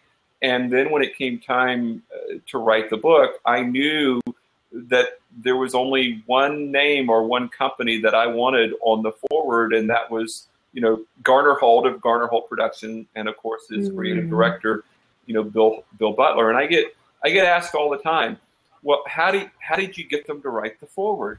How do you go into Disneyland and get all of these strangers to pose for pictures with your book? And the secret is I ask them. And I'm willing to ask because I believe in the dream and I believe in the book, and I believe that it can make a real difference in other people's lives. And so it's not about any reservation I might have or any shyness I might have or any fear of rejection. It's really bigger than that. And your dream has to be bigger than you are, and you have to be willing to work for your dream, not the other way around. That's, there you go again. That was great. I've got to go back and listen to these and write this out. Now, I said in my blog post that you're a wonderful storyteller, and that you are. You definitely did not disappoint me. Thank you so much for sharing all of this with us. And I'm going to take a quick break. I know, it's been a long talk. You've been talking for an hour and a half, and gosh, I just thank you so much. Oh, I love it. Jeffrey. It's been so neat. So I noticed that Unlocking the Magic has joined, and that, let's see if they're still here. Looks like maybe they just popped in and out. Oh, my friend Kwanzaa is here. She's awesome. Kwanzaa, if you have a question, hey, how you doing? If you have a question for Jeffrey Barnes, please go ahead and ask. And if you'd like to join us in the top chat, we'd love to see you. Kwanzaa is a life coach over on the East Coast, so it's a little later for her. I also noticed that Tommy Spiro, who's another author, a friend of mine who wrote Messages in the Music, he popped in and out. So if he has any questions, I'll have to get him back in too. So here's a question. Henry asks, what did Disney do to conceal his smoking from kids? I don't think back then they did. Yeah, I think we want to be careful not to take what would be norms for 2015 and apply them to 1920, 1930, 1940. He wasn't big about having smoking in his movies. But short of that, I'm not sure that he really worried about trying to conceal it. And even if he did, I'm not sure that he could have, because Walt was famous for his smoker's cough. A couple of stories there. Lily, they had two children, Diane, who was the oldest, and then Sharon, who was the youngest. Well, she had a number of difficult pregnancies. And after Diane was finally born, they decided to adopt rather than, risk having a second child naturally. And so Sharon was actually adopted, and technically not, even though they never treated her any differently, not technically, a daughter of Walt or a daughter of Lily's. And because of the difficulties that she had, Diane was actually born by C-section. And Lily would go on to say the very last thing that she remembers before going under the anesthesia for this C-section was Walt's cough. And of course, this is decades before, he would ultimately die of lung cancer. And then, his team members, his staff, his Imagineers, they always knew when the boss was in the building. They always knew when Walt was coming down the hallway and headed their way, because they could hear his smoker's cough. And, they sort of learned that was almost like a warning or a heads up that here comes the boss. Yeah. Wow. Yeah. That's a good question. What makes you ask that, Henry? I was, thinking what would make you think that. We've got Wynn Kelly. Wynn, if you have a question for Jeff Barnes, he's the author of the book, The Wisdom of Walt. It's leadership lessons from the happiest place on earth. Wynn is also an author. She's an inspirational person who I'm going to be interviewing and being on her show. She's got a great show. So if you have a question, please feel free to jump in. And is there a link to the book? Absolutely. Jeff's going to type it in right now. I think he'd like you to go to his website, the wisdomofwalt.com, right? Yeah, you can order the book at thewisdomofwalt.com, and it's $24.95 plus $5 shipping. But I'll just let everybody know, if you order the book tonight, I'll refund the $5 shipping, so you won't have to pay anything for shipping. Here's the book. Now, this is really worth it because it's a nice, is this the book you're talking about, the hardcover book, yes. Right? Yeah, it's a hardcover book. It's beautiful. It has a nice jacket. And look, I've got it signed by Jeff. And it's a lovely book. I mean, it could even be a coffee table book, because of the size of it, and it's just gorgeous. But it has some wonderful lessons from the happiest place on earth about leadership and success strategies for everyone. So it's a great gift too. You should buy two, one for yourself and one as a gift. But yeah, it's really great. And obviously, Jeff is extremely knowledgeable, and not only is he, does he know a lot about Disneyland? He teaches about the history of Disneyland on the university level. So, I mean, that's just something very special. And I would love to take that. I would take that class just to know. I bet a lot of people do. Do a lot of people take the class that aren't even, care about the credits for their degree or anything? Do they just take it because? Yeah, we end up with folks who don't necessarily need general U.S. history credit, or maybe not even college students. I end up with 3 or 4 folks who just want to sit in, or they'll quote unquote audit the course. In fact, this past summer I actually had 2 faculty members sit in on the course. I can promise you, faculty at a university are not sitting in on another faculty member's math class, English class, history class, but they sit in on this one. And you feel a lot of pressure because your peers are, all of a sudden now you're students, but you're talking about Disneyland and its magic, and it always works, and they love it. Well, that's really good. I can imagine. Now, have you ever considered doing any online courses or blended learning courses? Well, I teach a number of different classes, both in the classroom and online. I haven't converted this to online. A couple of reasons. One, because I think the field trips just make it really, really special. And secondly, we have such great, guest lecturers. Sam Genoway, who wrote the great book, The Disneyland Story.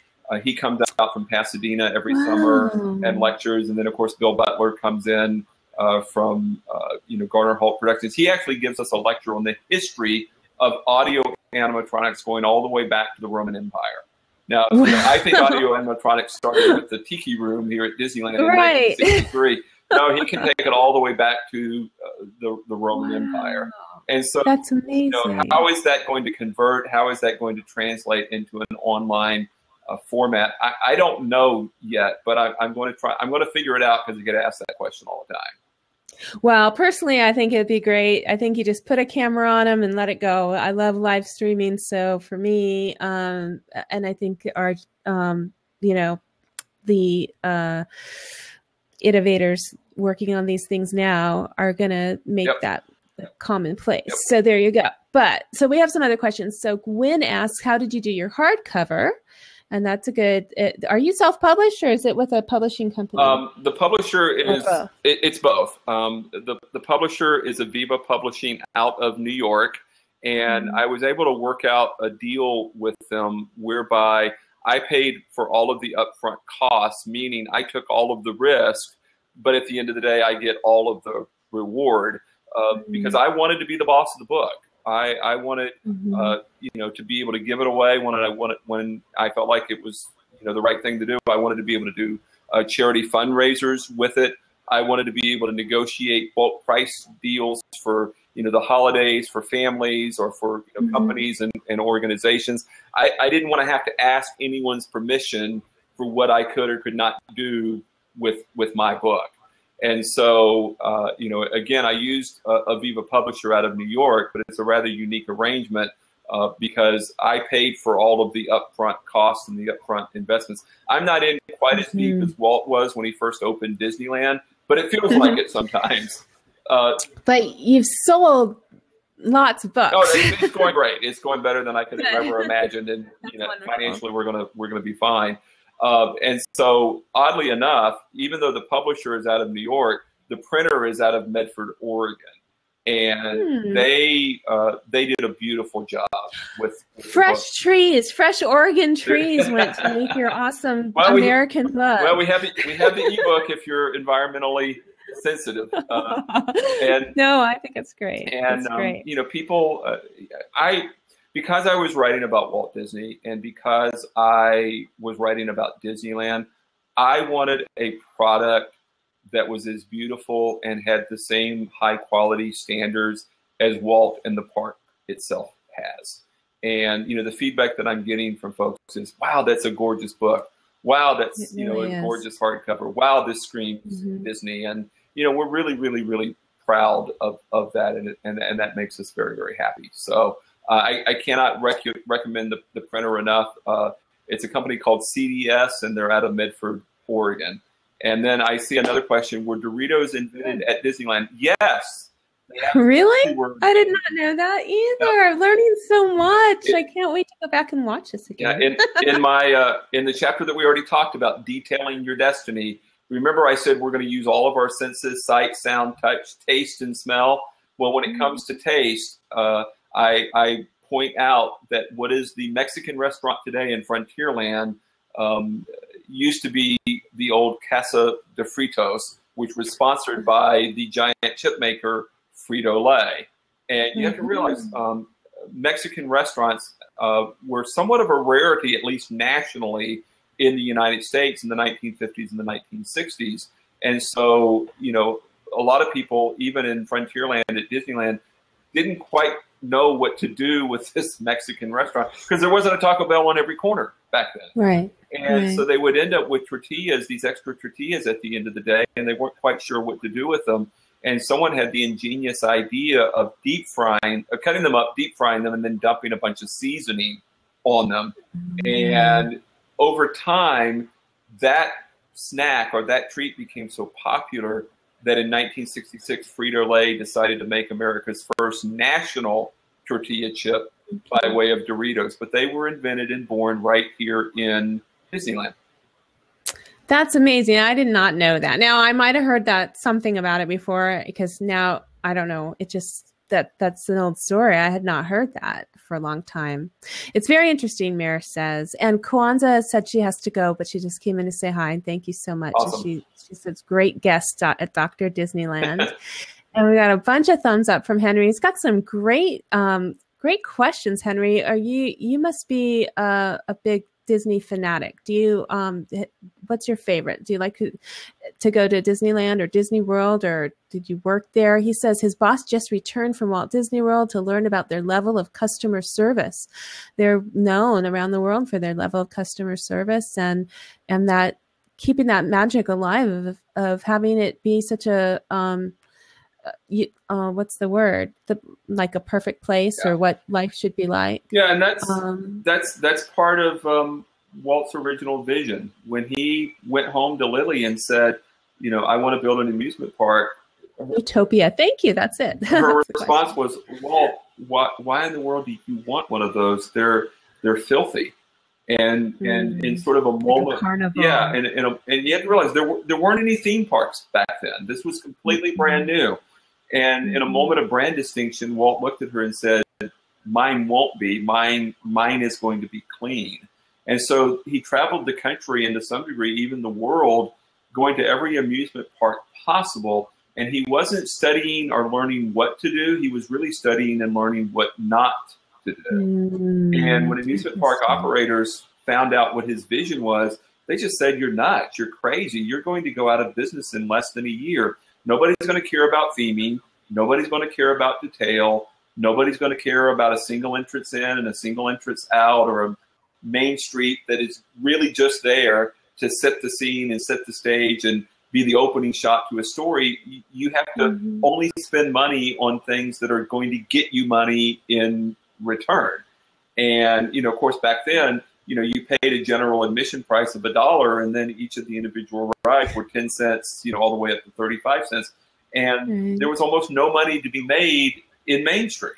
And Walt didn't care. He wanted to set the stage. He wanted to set the scene, and he wanted to tell a story, and he wanted it to be very, very, very different from any place elsewhere in the world. And he achieved that. And then secondly, when it came time to hiring cast members and actually training them, again, he had never done this, but recognized no one else had ever done it either. And so, he hired this great guy by the name of Van France, and he didn't micromanage them. He simply said, I want you to pay attention to the crappy service that you and I get everywhere else, and I want you to do the opposite. And that was the big vision. If Walt were around longer and wrote a book, what do you think he would write about? Wow. I often get asked, what would he think of Disneyland today? And I think that alone is a really fascinating question. I think he would really want to continue to motivate and inspire people to live their dreams and to follow their dreams. He once said that all of our dreams can come true if, in fact, we have the courage to pursue them. And I think we live in a world that's very cynical, that's very dark, that's very jaded. I think we live in a world where if you pay attention to the media, you can very quickly pick up on the message that everything's already been done, and you either have a seat at the table or you don't. There's sort of the haves and the have-nots. And as a result, you can give up very, very quickly and very easily. What's the point? And I think Walt would say, no, you have a dream. You have something inside of you that is very unique and very special to you, and you can make it true. You can make it a reality if you simply have the courage to act on it and to follow through on it no matter what. That's really the story that he lived, and I think that's the book that he lived. Choke me up.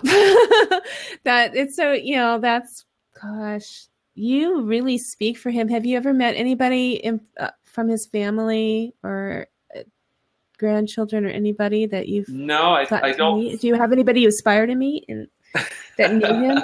I've met a couple of people who were actually there on opening day, which, and you have to realize, that was 60 years ago. And, even if they were, say, a child, at the age of 10, that means they would be 70 now.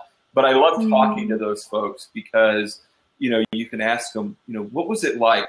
What do you remember? And they will say two things. First of all, I had never seen anything like it ever, anywhere. There was nothing like it anywhere in the world. And again, today we're very used to theme parks. We're very accustomed to going to Disneyland, almost to the point where we, I think, can become jaded and take it for granted. Nobody took it for granted in 1955. They were blown out of the water by it. Yeah. And then secondly, they remember how exceptionally clean it was. And so Walt had, realized his vision of not only just opening the park, but really setting a different and higher standard. And in terms of, people that I would, love to meet, there's a couple of the Imagineers that worked with Walt who have, wonderful, wonderful stories. Bob Gurr, who, was responsible for building the original Autopia, responsible for engineering and building the Matterhorn, responsible for building and engineering the monorail, back in 1959. I keep going to events where I'm promised, Bob Gurr is going to be there. Bob Gurr is going to be there. And I'm starting to refer to him as the ever elusive Bob Gurr because he and I have yet to find ourselves in the same space at the same time. He is still alive and he is still around. I just haven't had a chance to meet him yet. And then there's Rolly Crump, who worked with Walt specifically on Small World and Walt Disney's Enchanted Tiki Room. He tells some great stories, and Rolly's just a little bit out there, which I value, and just really appreciate all of the contributions that he made to Disneyland and Disneyland stories over the years. And then Tony Baxter is another Imagineer who really went after pursuing his dreams. And so if you've ever ridden Big Thunder Mountain, or if you've ever ridden Splash Mountain, you've ridden a thought or an idea that at one time only existed inside Tony Baxter's head. Well, those are some pretty great thoughts and ideas. I've loved both of those rides. What's your favorite ride? Well, my favorite attraction is Space Mountain. And I say that it's not, if I could only take someone on one Disneyland attraction and say, okay, this is Disneyland, it would either be the Indiana Jones Adventure, because I think it's just really, really impressive, or it would be Pirates of the Caribbean, because it was the last attraction that Walt himself actually worked on. And it's sort of the quintessential Disneyland audio animatronic attraction. But in terms of like sheer fun, what just always, makes me smile, it is Space Mountain. And, and I write about this in the book. I currently can't ride more than half of the rides at Disneyland because I'm still recovering from my brain surgery last summer. Oh, I see. And so, the first conversation I had with the neurosurgeon was, I'll see you in 2.5 months. I'm teaching a course on the history of Disneyland. I can't have the surgery right now. And then the follow-up conversation after we've had the surgery, and, we were fortunately able to find out that it was benign, I made the mistake of asking him, so when can I go back to Disneyland? And he said, to do what? And I'm like, well, to ride rides. And he said, 2 years. And I was shocked. I mean, I don't think I would have asked the question if I had known that was going to be the answer.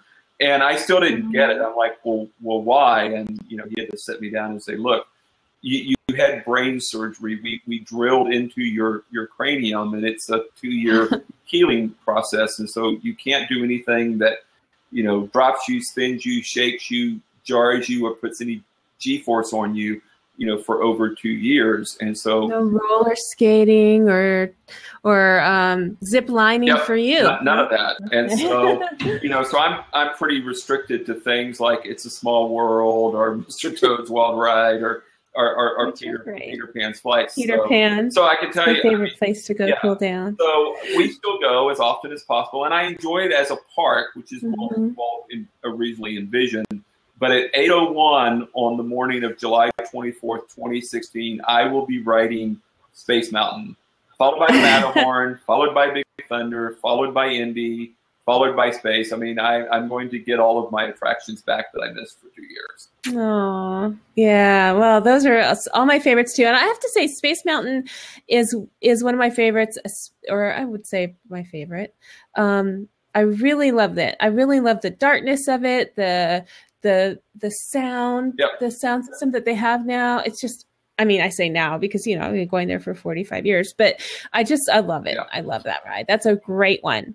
So, Mare, isn't that amazing? She says, wow, good for you, Jeffrey.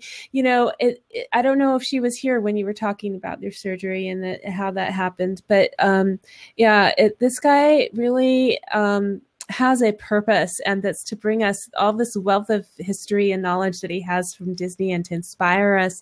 And so if you haven't gotten the book yet, please take a look at the book. You could get the Kindle version, read it and be inspired, or you can have this lovely hardcover, amazing book that will be in your family forever. Look at this. I mean, look at this book. Isn't that gorgeous?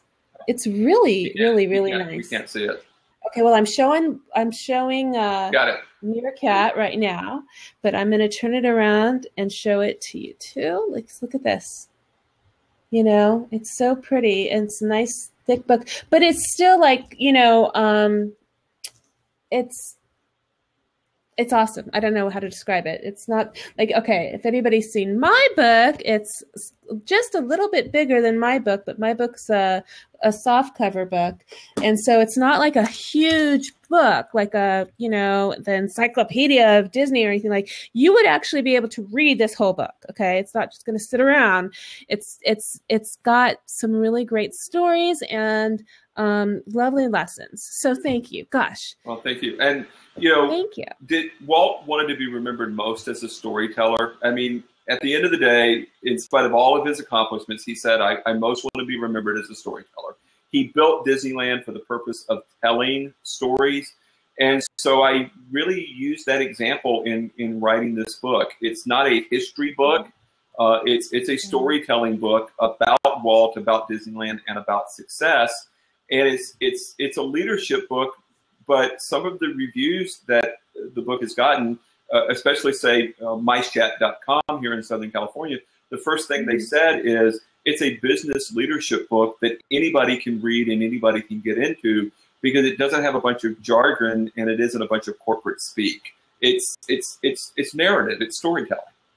Yeah, no, that's a great description. And I have to say, I actually really like business books and books on leadership. One of my favorites is Lincoln on Leadership.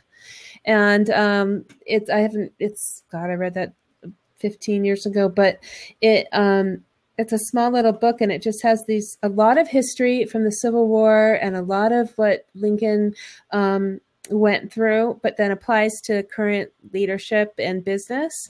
So it's a little dry, but yours has the story of Disney, the history of Walt Disney and Mickey Mouse and all those fun rides and stuff. So like, it's like the best of both worlds of fantasy and family and, love and passion and business. So it's for everybody. It really is. So thank you.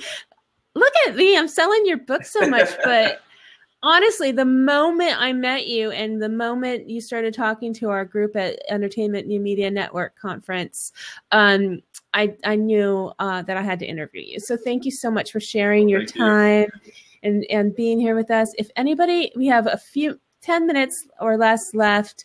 I don't want to keep you longer than the 2 hours that I promised, but if anybody would like to jump in the room, Blab is so much fun for people. Yep. Please join us. And have you been on some other Blabs, Jeff? This is my first Blab. Oh, okay. Now, people will tell you I've been blabbing for 52 years, but this is my first, blab on, a website. So I'm learning lots of new tricks and lots of new technologies as a result of this journey, as a result of this adventure. I actually say this in the book. Technology is defined as anything that was invented or created after you were born, and so it's a moving target. So audio animatronics by way of the Tiki Room, which of course came around in June of 1963. Well, I was born in August of 1963. And so that was space age technology. That was really super, super cool stuff back when I was a kid. And of course, now it's sort of passe and, we take it for granted. And now we've moved on to mobile devices and laptop computers and iPads. So, and interestingly enough, the Enchanted Tiki Room was Disneyland's very first air-conditioned attraction. And they needed it to be air-conditioned because below the floor is an exact replica of the same size room, and they needed all of that space for the computers that ran the original show. And of course, those computers had to be kept cool, and the only way that was going to happen is air conditioning. Well, what used to be a 3-hour wait to go and see the Tiki Room, you can see in 15 or 20 minutes because it simply, you just have to wait for the last show to end, and then you can just walk right in. And the entire show can be run today from your smartphone. So, again, technology is always changing and always evolving. And, now here I doesn't need that big room anymore. Yep. But, it reminds me because I always think of Dole. Yes. And I think, and you mentioned, other, all the rides and attractions were sponsored by certain, and that seems like a new kind of thing for the times. We see that now at a lot of places, but do you know how that worked as far as how did he make that decision, and how did it come about that he would have the attractions sponsored by different companies? Well, Carnation, Bank of America. It was a struggle, and it was a struggle on several fronts. First of all, Walt had... And welcome Disney pals, by the way. Yes, welcome Disney pals. Disney. Walt had been asked by a number of television networks, especially CBS and NBC, to do a Disney-style TV show. And Walt, like a lot of people in Hollywood, was resistant because they were concerned that television would erode their movie market. And so when it came time to build Disneyland, he thought, aha, they want me to do a TV show. What if I give them a TV show, but in return they give me the money, or at least the signature that I need to get the loans for the money to build Disneyland? And so he flies, or at least his brother Roy flies back to New York. They go to CBS. CBS wants nothing to do with it. They go to NBC. NBC wants nothing to do with it. And so then they turn to what was then the third and smallest of the networks, and that was ABC. And ABC needed Disney at that point as much as Disney really needed ABC. And so they sunk $500,000 into the park and provided backing for the loans that they would need from Bank of America to actually begin construction and finish out the park. Well, this really started the very first infomercial, because if you go back and you look at the old Disneyland TV show that started airing on ABC in October of 1954, it's one gigantic Disneyland premiere. It's one gigantic Disneyland advertisement. And so from October of 1954 all the way to July of 1955, every single Sunday night, it's Disneyland, Disneyland, Disneyland, Disneyland, Disneyland. So that when they actually opened the park on July 17th, it was then the world's largest live broadcast, with about 90 million viewers tuning in, because their appetite had been whetted all of those many months prior. And so it was the partnership with ABC that really gave Walt the example of, okay, this is how you do this. And so then he began building sponsorships with a lot of other companies, but he never had enough sponsors to finish the park out the way that he really wanted to. And when it came to Main Street, a lot of people don't realize this, but he actually gave away the shops in places like Main Street. He gave away 5-year leases, because he couldn't afford the inventory that it would take to stock the stores, and he didn't know how to run a retail operation. And so these stores signed these 5-year leases, and most of them were convinced that they would be there less than a year, because again, the park wasn't supposed to last for nearly that long. And after 5 years, they realized, hey, we're onto something here. This is going to last. And so very quickly they bought ABC out, which they're really thankful that they did. And of course today ABC is actually owned by Disney. And those leases on Main Street began to expire. Disney took over those stores one by one by one. And so today you still have corporate sponsors, but they're not nearly as prevalent as they were in the 50s or the 60s or the 70s. Right, right. It's, there's just so many aspects to it. Thank you. I don't think I could ever stump you. Pretty much, everything there is. And thank you so much for sharing with me. And I hope, that you enjoyed yourself here on 10 Minutes in Tinseltown. No, I absolutely loved it. I would love it if somebody joined in, but, I like I said, I don't know where everybody is, but thank you for those of you who are here. And if anybody wants to just jump in and say hi, we've got a couple minutes and we're going to take off. And let me just remind everyone, if you want the hard copy book, every single copy is signed. You can order it from my website, thewisdomofwalt.com. It'll charge you $5 shipping, but if you order it tonight, I'll refund the $5 shipping. And it's a beautiful signed book. You'll love having it. And if you're interested in the ebook, you can find that at Amazon. Just type in The Wisdom of Walt. And the Kindle, I think, is a phenomenal deal. It's only $5.99, and it's a best-selling 25 5-star rated book. So I think you're going to be really happy with your purchase. Well, I think so too, and I just appreciate you being here and sharing with everybody. And I will be taking the playback, the video, and putting it on my website at msmeliz.com. So if any of you here now want to go back and listen to these wonderful stories from Dr. Disneyland himself, Jeffrey Barnes, please watch the replay on msmeliz.com.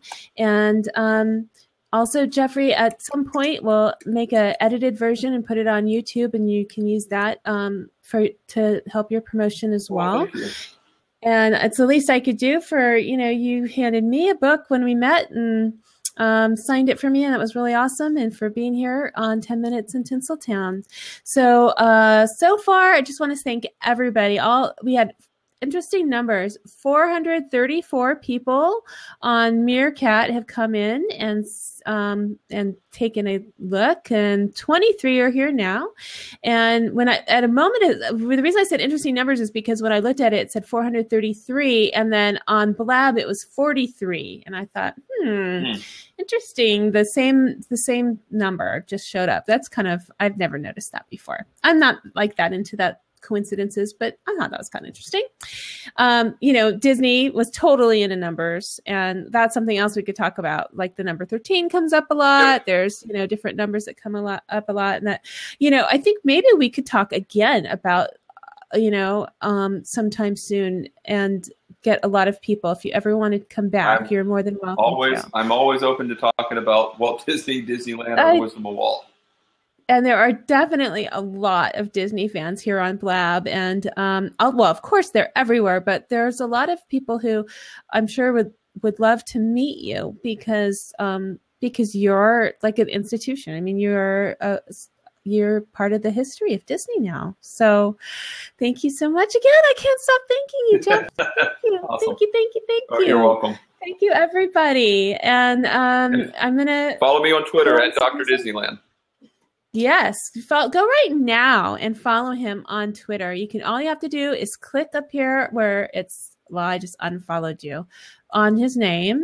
I'll show you on Meerkat. And then there's a little thing here that you could click this little bird, and it will actually take you all the way to Twitter.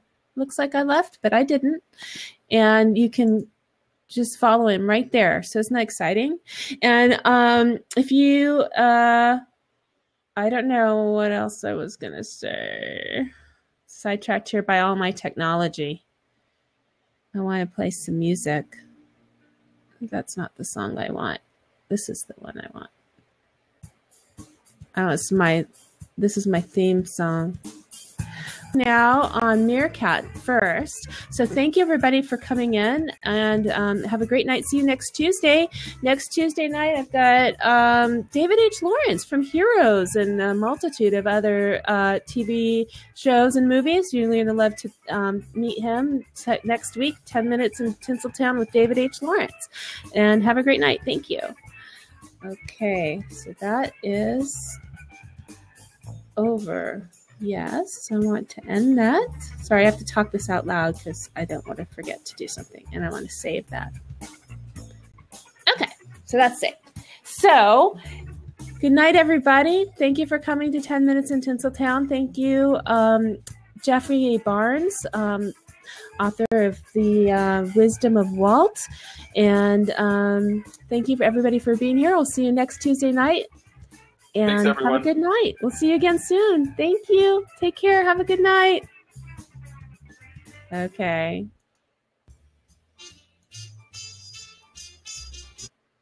All right. Well, that was so much fun. Thank you, Cecil, for being here. And I hope you enjoyed listening. And we're going to be talking to you soon about a larvae. And Ramon, thank you for sticking in with me. You're awesome. And Tommy, thanks for coming in and out. I know that you're probably on your way home. Good night to D Trucking and Lenny and Mare and everybody. I really appreciate you being here. And I'm out now. So see y'all later next Tuesday.